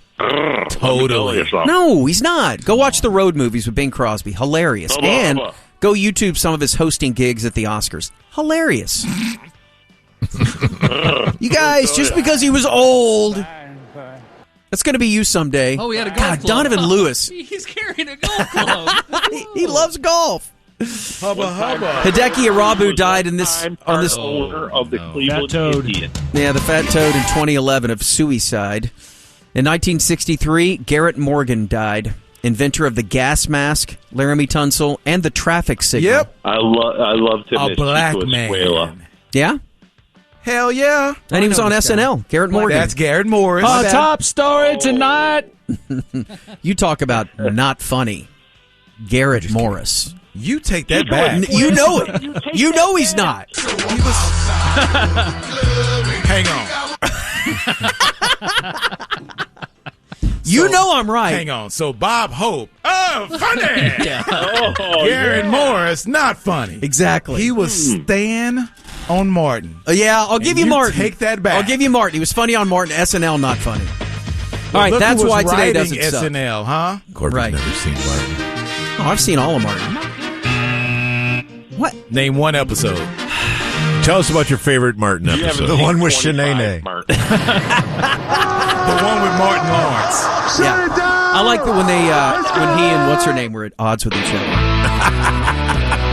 And, ladies and gentlemen, here he is. Dave. Bestiality and infant porn. Mm-hmm. It's not what we're covering here today, unfortunately, for Gordon. We do have a couple of notes about Sinead O'Connor, who, of course, died yesterday. There we go. So, officers in South London received reports of an unresponsive woman at 11:18 a.m. local time on Wednesday, and that's where they found her. And they say the death is not being treated as suspicious. However, they have ordered an autopsy to be conducted because her cause of death has not been yet provided. She died at the age of 56, so a London court has confirmed that they have notified the coroner on Wednesday, and because no immediate cause of death was given, they are asking for an autopsy to be conducted, and they may not have the results for several weeks, but they are looking into it. Even though they say it doesn't look like there was foul play or necessarily suicide, which everybody jumped to. Yeah. So we'll see. Meanwhile,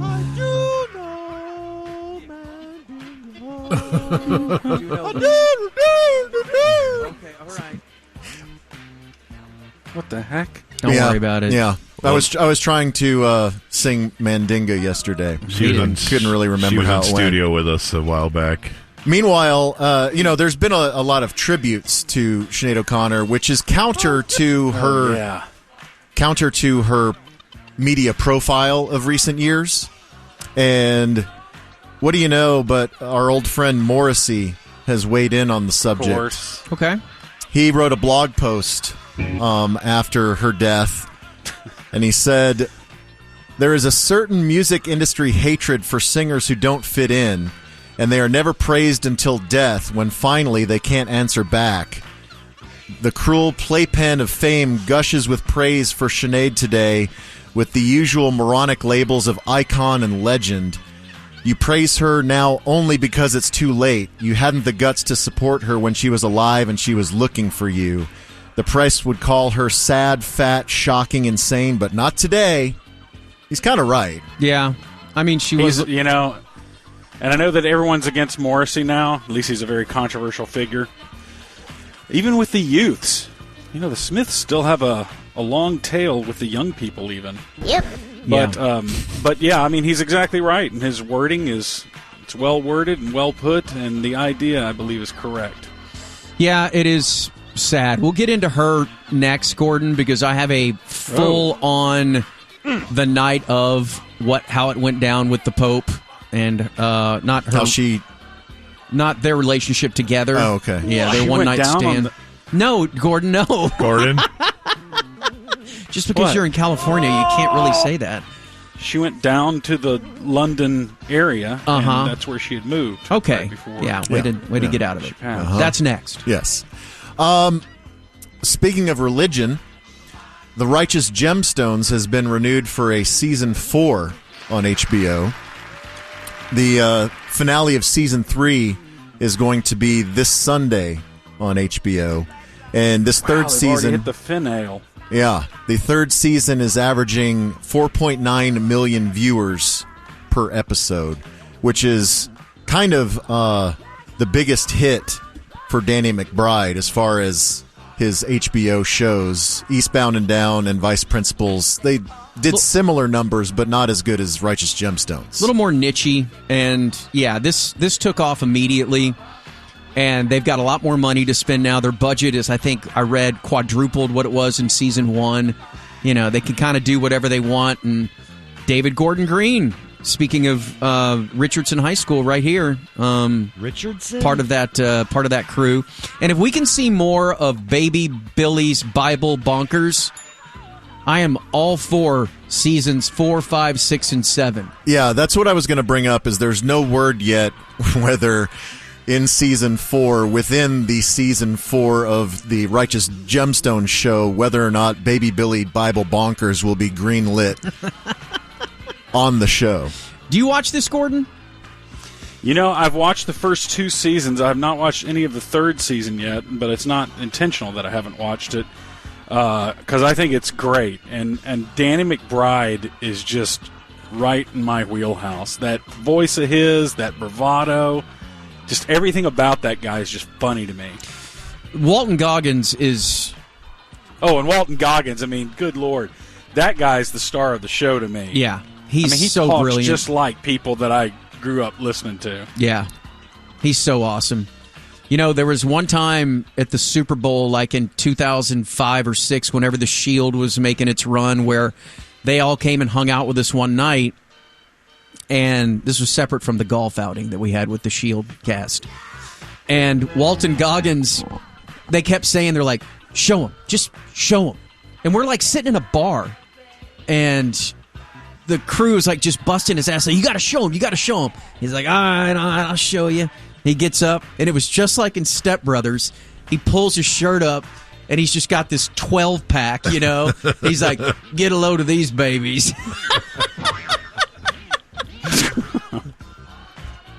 Did he pop his teeth out for you? Yeah.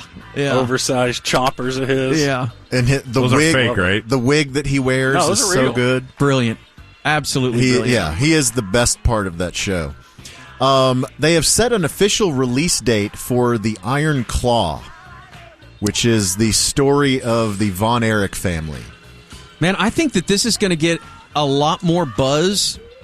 Because of the bear. Because of the bear.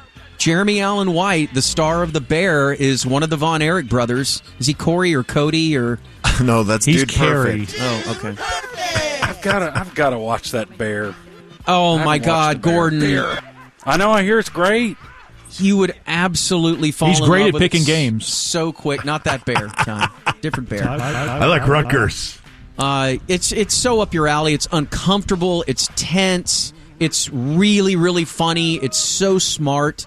And season 2 is just a joy. Yeah, so okay. Jeremy Allen White plays Kerry Von Erich. Zac Efron plays Kevin Von Erich. And it's, of course, based on the true story and the Von Erich curse that followed them. So it's going to be put out by A24 with a nationwide debut on December 22nd, so right before Christmas. And it's going to go up against Aquaman's sequel. It's going to go against a musical adaptation of The Color Purple. Yeah. There's also some new animated comedy called Migration that's going to come out around Christmas. So it's going to have some stout competition.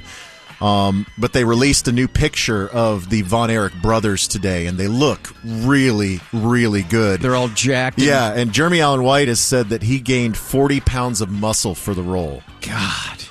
See, that's what I need. I need to get cast in a role that makes me gain 40 pounds of muscle. Like chefs. Same. Workout guys. Yeah, you got physios, trainers left and right. Everybody is monitoring everything that you do every day. Yeah, my problem is that I'm in control of my food and my workout schedule. Yeah, you don't have an accountability partner. Right. You should get one. You know what your accountability partner is if you're cast in something like that? It's the $20 million paycheck. That's your accountability partner. Right, yeah. When you show up for the first day of shooting and you look exactly the same as you did 6 months ago, like, what have you been doing? I just got behind. Sorry. I was doing some writing. I just lost track of time. I was stress eating. I had a lot going on at work. I'm sorry. I could suck it in, though. We're going to change you to King Kong Bundy. You're not Kevin Von Erich anymore. CGI can fix it, right? Yeah, you guys can fix it in post, can't you? Just wear one of those shirts with the six-pack on it, right? Yeah.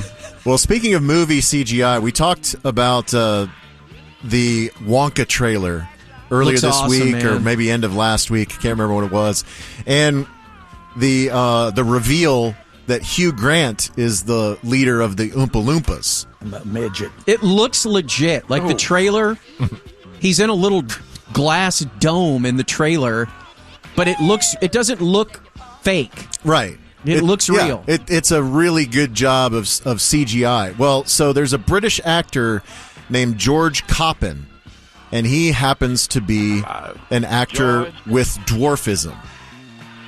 He played Sweet Cupid in a Netflix show called The School for Good and Evil.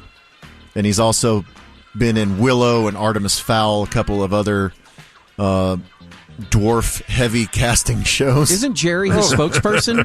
What? Jerry Jones? Is the George what Coppins. would Jerry call him? Yeah. A Lacewell. So so wait a second. Aren't there two different kinds of dwarfism?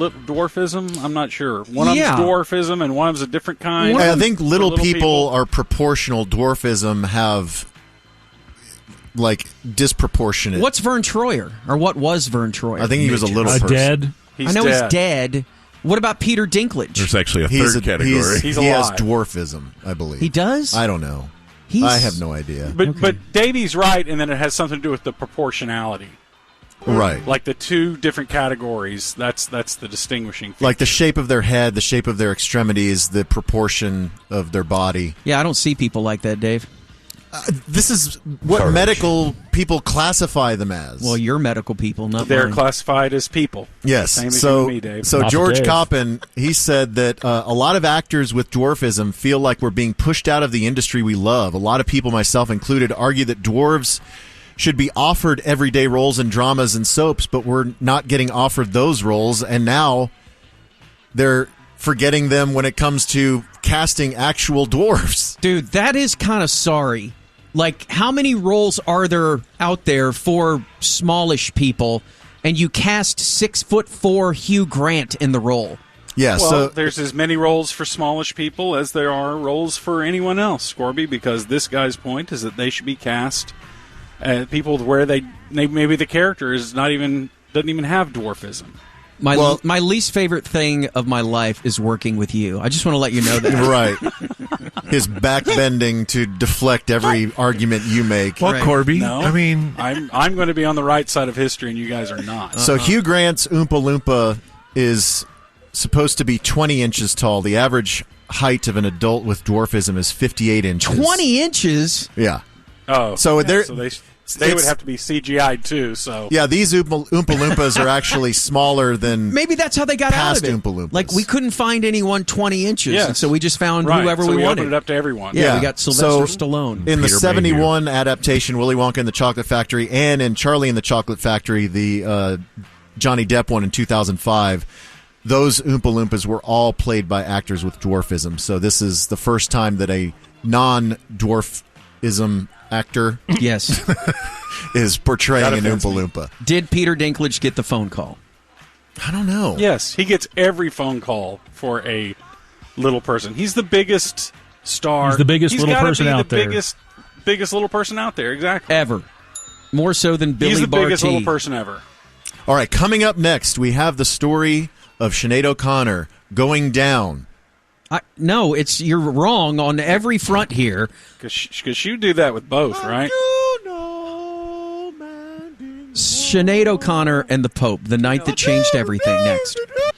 So, we mentioned Sinead O'Connor in the last segment, and Sinead O'Connor, who passed away yesterday at the age of 56, waiting on the autopsy. The night that changed everything for her, and this is one of the true cultural touchstone moments of our youth, of the early 1990s, happened on October the 2nd, 1992 on Saturday Night Live. And Sinead O'Connor, for those who don't know, was a really, really successful pop/indie artist of the day. I would say more indie.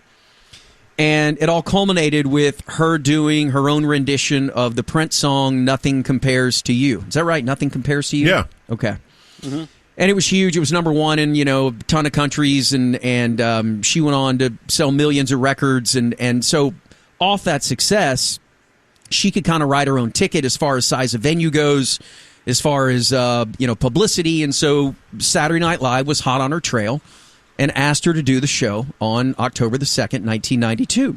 The host that night was Tim Robbins. And Tim Robbins, for those who don't know, was quite the activist himself. And so Tim Robbins that night had planned on causing a stir because the parent company for NBC at the time was General Electric. I don't even know if they are right now. They may be, they may not be. Boy, Letterman would never let that go. He wouldn't. And so Tim Robbins was planning on his own little protest of General Electric, and he was going to wear this shirt and he wanted to do a skit about it, which Lorne Michaels and the gang shot down. And so he was going to do this passive-aggressive, wear this shirt, either on stage when introducing Sinead O'Connor or at the end of the show expressing his displeasure for the way that they were treating the planet. So that was his idea. No one remembers anything about his T-shirt because of what Sinead O'Connor did. And as you guys can attest to, this became such a huge moment, and it is weird to look back at the way we've progressed as a society, what is shocking and what is not shocking. This was one of the most shocking moments of the 90s. Would you all agree? Yeah, the amount of talk value afterwards. Yeah. What exactly was the month and year? October 2nd, 1992. Okay. Yeah, it was so big. You often wonder what it would be like in the age of the Twitter. Yeah. Or the age of whatever we do now. I just don't think it would have been that big a deal now. No, we've certainly moved past quite that amount of stressing over that type of commentary. So we barely raise an eyebrow now where a nun who's in a wheelchair is having a sexual affair with a priest. Right, which happened in Arlington. So Sinead O'Connor, allegedly, to set this up, allegedly, Sinead O'Connor was physically and sexually abused as a child by her mother. And yeah, it's a terrible story. And as she says, I don't know if I ever knew that. My earliest memory, my mother is telling me I shouldn't have been born. She didn't want me. She didn't want girls. She wanted me to be a boy. She dressed me like a boy. She chopped my hair off. Whenever she beats me, which is daily, I'm naked. She makes me take my clothes off. I have to lie on the floor. I have to open my arms and legs. I have to let her attack my abdomen. She wants to burst my womb. She wants to destroy my reproductive system. She wants to stop me from being a female. And then it gets worse from there, from a sexual standpoint. So her upbringing was horrific. Goodness. And so her stance on child abuse was coming from a place of she was there. And so what she did on Saturday Night Live was not so much of, hey, look at me. It's like, I want this to stop because it happened to me and I know what these kids are going through.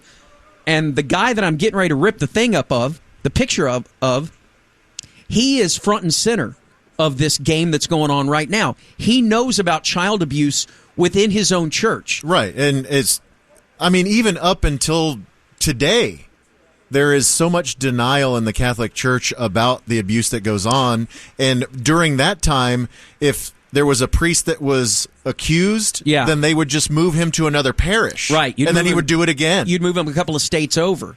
And so, obviously with the Boston Globe, what they did with, what was the name of the movie that came out that won all the Oscars a couple of years ago? What Spotlight. was it? Spotlight. Yeah, thank you, EA. Yeah, Spotlight. Whatever she did was kind of justified. And whatever she was saying, and I'm going to play this for you once again if you've not heard this before.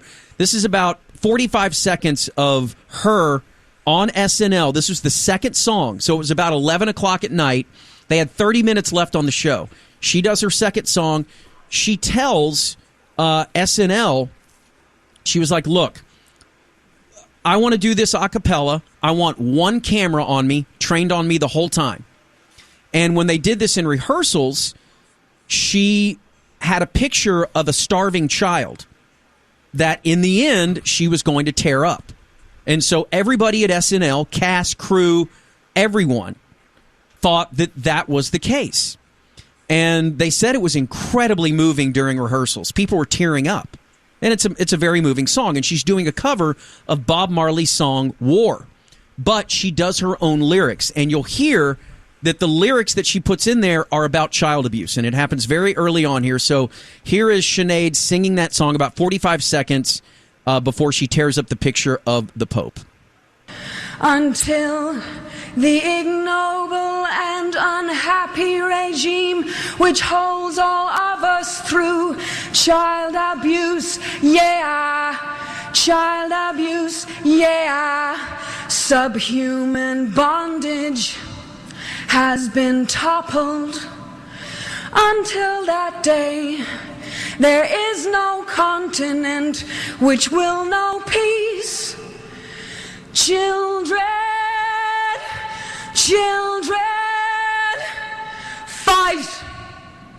We find it necessary.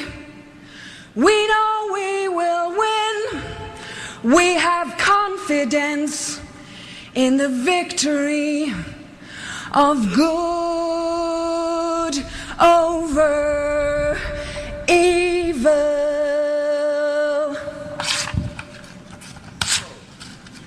Fight the real enemy. So nothing. Like, pin drop. Dude. Like one person just started to clap. Yeah, one person was like, whoa. It's so tense, and then they fade to black and go to break. Now, what happened after this? She walks off stage. There's candles surrounding her. She blows out the candles. She says she walks backstage. No one's there. Everyone has just basically said, we want nothing to do with you. She said her manager, who was there, locked himself in a room and basically said, I don't want to see you, and didn't talk to her for 3 days. The entire cast of Saturday Night Live, they dispersed, and the ones that had to work, that actually had to do skits, they were kind of side stage. They kept their heads down. They never looked at her. Was she on stage for the credits at the end? Lorne Michaels let her walk out there, and half the cast said, no, we're not going out there. So Phil Hartman, oddly enough, who was a mainstay on Saturday Night Live for, a dozen years before he tragically passed away or was killed, he went on Letterman 5 days after this happened. It was already scheduled, and so Letterman's like, dude, what happened? I watched the whole interview this morning, and here's what Hartman said to David Letterman 5 days afterwards. What I want to know about is tell us everything you know, everything you saw about this Sinead O'Connor situation on your show Saturday night. Sinead O'Connor comes out, sings the song, tears up the picture, and the place goes crazy. Yeah, well, the press covered it. It was a quick change on her part. She had held up a picture of a child. Oh, that's different. On air, she pulled this number. I was hurt and offended. I don't know if anybody noticed, but I refused to get on stage with her at the end of the show. And I'll That's tell you the first thing I noticed, Phil. Listen, I don't push my political agenda on anybody else. I don't object to her for her feelings. I mean, this is a very volatile issue, especially in her country, the whole idea of women's rights. But Phil Hartman didn't even know what she was doing. No. Like, women's rights. Like, where do you get women's rights from what she did? Like, maybe he's thinking it because women can't be priests. Dude, I don't know. It was so weird hearing him 5 days later try to describe what he thought he saw, and he got it all wrong. the whole idea of women's rights. But she killed the comedy on that show in the last half hour. That is unforgivable to me. I couldn't believe it. And, I'm angry. I was very angry after the show, hence I didn't get up. And now I feel an urge for vengeance. What I'm going to do is when she does a concert in New York City, if she has the guts to ever do a concert in New York City again, after one of her songs, I'm going to jump up on stage and tear up a photo of Uncle Fester. I'll see how she feels. Uncle Fester. or Curly Howard, or Mr. Clean, or something. So because she has a shaved head, and so he's making a bald head. Right. joke. Exactly. So Phil was. I'm hurt. Phil was better at playing characters than doing comedy. Yeah, exactly. And so this literally ruined this woman's life. Yeah. And it ruined her career. Now, she would obviously go on and continue, but things were never the same, and she was at the apex of her career at that very moment, and it went from 100 to 0. And she had trouble getting gigs. She actually played a show in New York not much longer after this, in which Chris Christopherson was up there, the great Chris Christopherson, the Hardline Zone. And he came out and hugged her when they were booing her and throwing stuff at her. I remember that. Yeah. So, by the way, she got egged on the way out of SNL that night. Egged. Who had eggs? Boys, kids, whatever. They were throwing eggs at her. What about eggs? Right.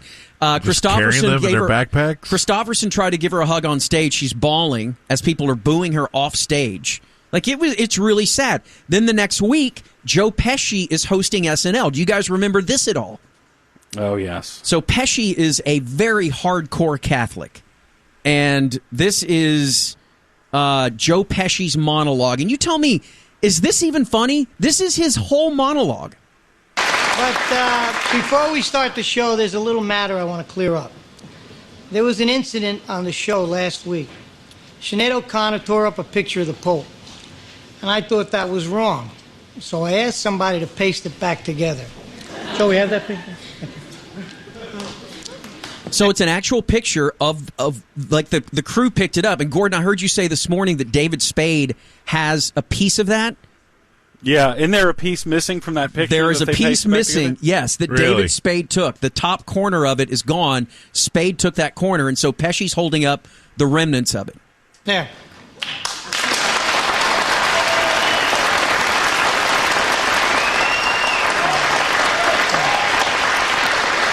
I think that's a lot better, thank you.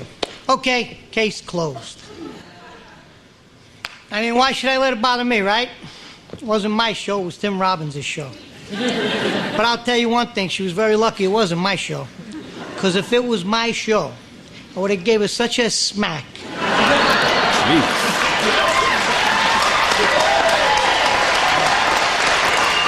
I mean, and people applaud that. Yeah. Yes. Violence. Yes. Solve it with violence. I would have given her such a smack. I would have grabbed her by her eyebrows.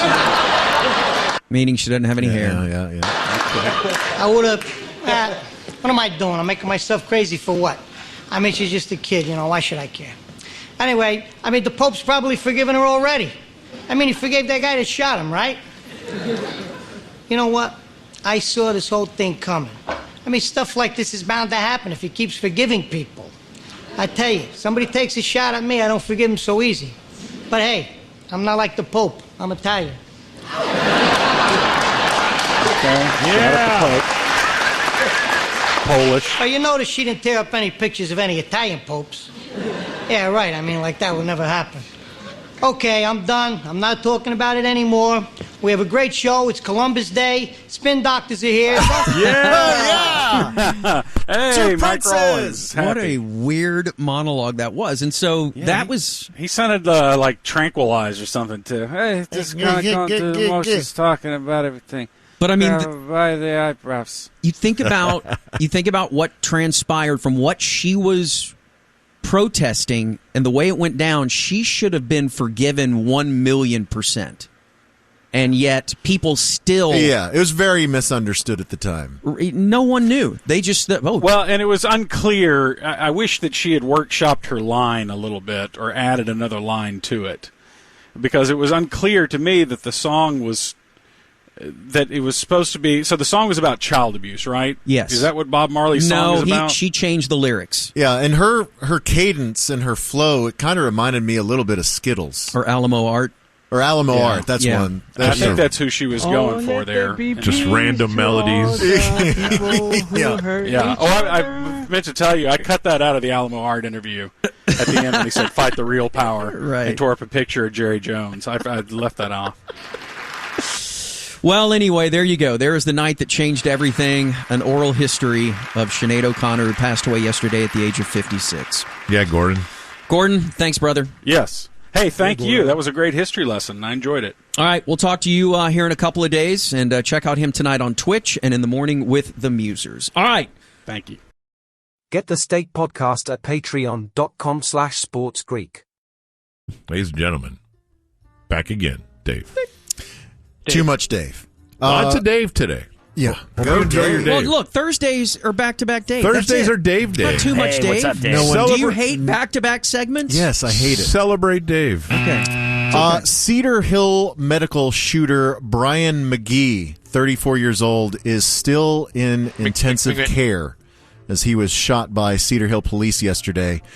He faces charges of aggravated assault and attempted capital murder of a peace officer.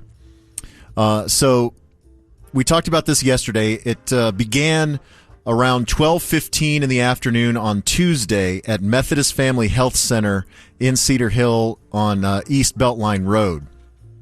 And so there was a 62-year-old doctor who told investigators that he was at his workstation when another employee told them that there was a man with a gun in the lobby. Whoops.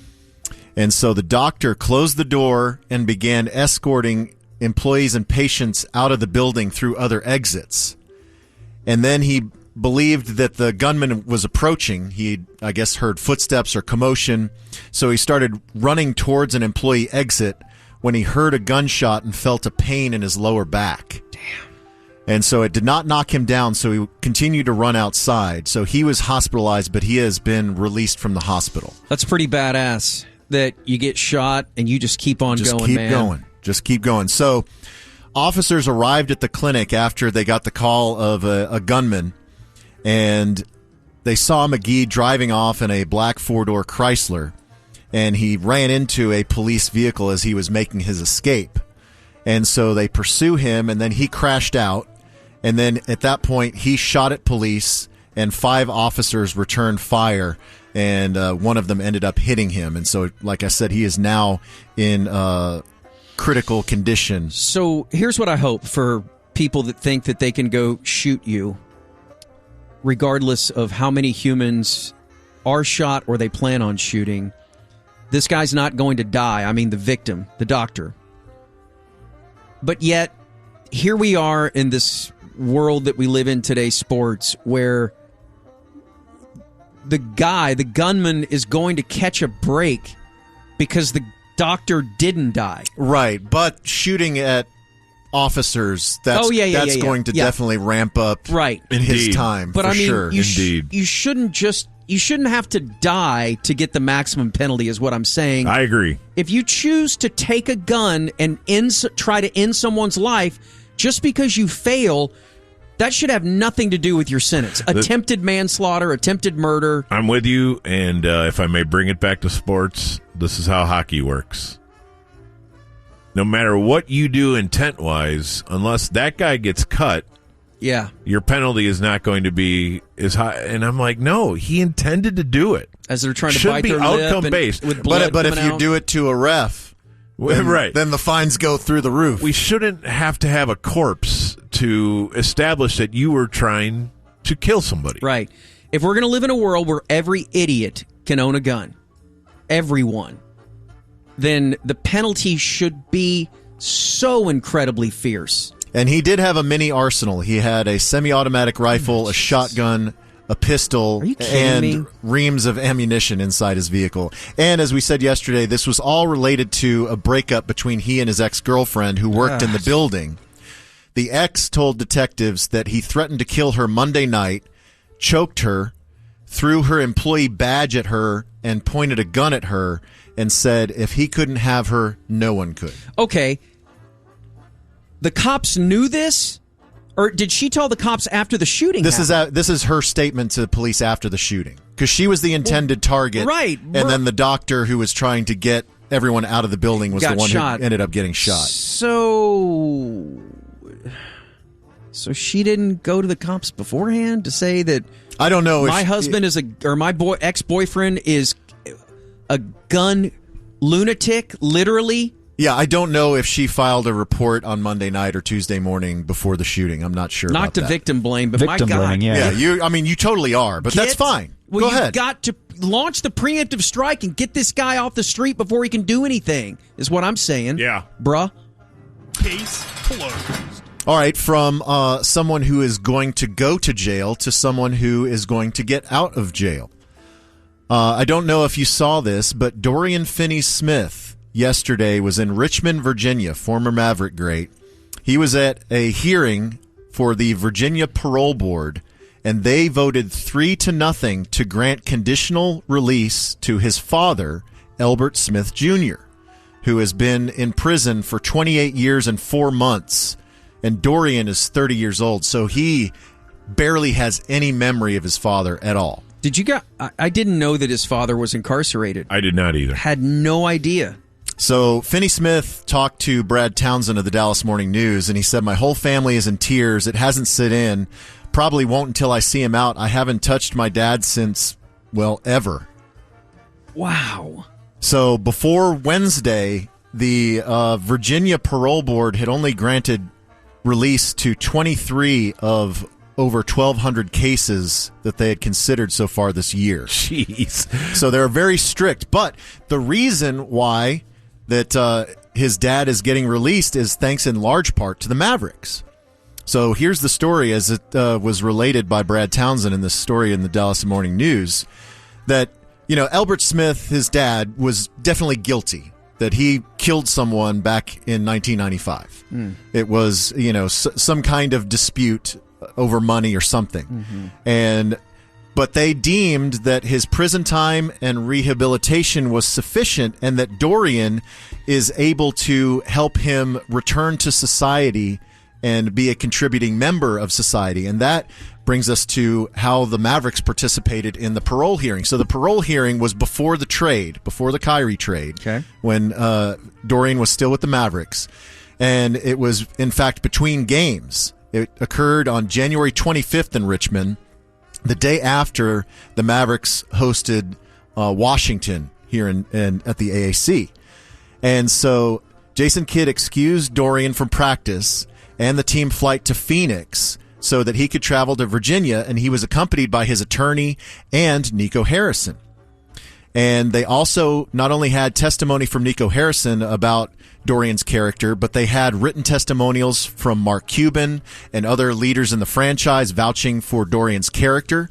They also had a virtual testimony from Rick Carlisle, now with the Pacers.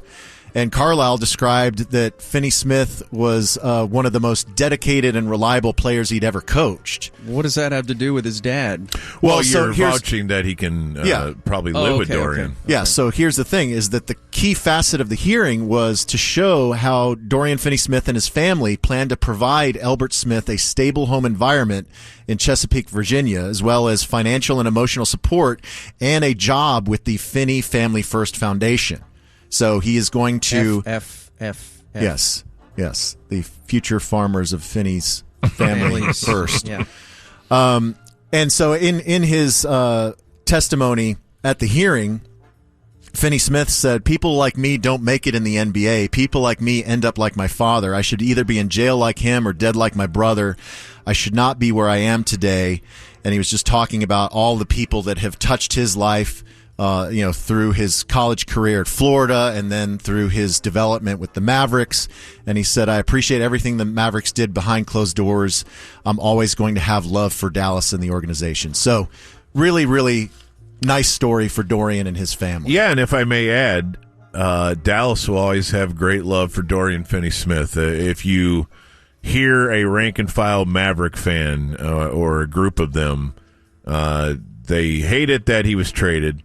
They're constantly looking for ways to bring him back to the roster. I bet you the Mavericks themselves often look at opportunities to bring him back. What, you got 2 years till down his the deal road. expires? Yeah, but, he is, and I don't know that we knew this in the media unless we were covering the team in person all the time, but he is beloved and must just be one of the best dudes ever because everyone who knows him vouches for him as a dude. It's one thing, though, to end up with your dad, living with your dad, right? It's another thing to help your dad reacclimate to society. Yeah, that's tough. Is going to be to have to be the adult weird. in the room. Right. It feels like, though, there is a basis for an awesome sitcom. NBA player with his dad, murderous ex-con dad, his dad who just got out of prison, living with him, and all the hijinks. Like he just keeps on finding his dad about to commit another murder. And, well, maybe not quite. He got me. And then the laugh track I was thinking kicks more in. of the comedy of his dad in for 30 years discovering Uber Eats while Dorian's on a road trip or something, and Dorian gets the bill. What's this bill? Okay, see, now we're doing funny, Dave. now We're we're not good. murdering other people. So He's constantly wearing a T-shirt that says "Murder One" or something on it. Right. Do we have time for one more? Go, quick. Really, really quick. One more. So there's a bar in Dallas that is the King of Bits, the Whippersnapper, which is on Henderson at McMillan over in East Dallas. And they've done Simpsons pop-ups, Family Guy pop-ups, Harry Potter pop-ups. They do different themed makeovers. So they are jumping on the trend, and they are going to do a Barbie Dreamhouse pop-up. And when they do that, do they completely redo the bar? They totally make it look like a redecorate dollhouse? and redo their menus. So they're going to have Barbie's Burger. They're going to have a California Club. They're going to have cocktails like Life in Plastic and He's Just Ken. Yeah. So they're going to close They August. can have a drink called Ken's Smoothie. Right? Yeah. They're going to close August 6th. Trying to work that in. They're going to reopen August 10th, and it's going to run through September 30th. And so they're going to have a pink Corvette bed. Yep. They're going to have an accessory wall, so it's kind of like Barbie's closet. Yep. And they're also, during the month and a half, they're going to get Barbie doll donations to donate to a children's charity. So the Whippersnapper. Love it. Love it. All right, good stuff, David.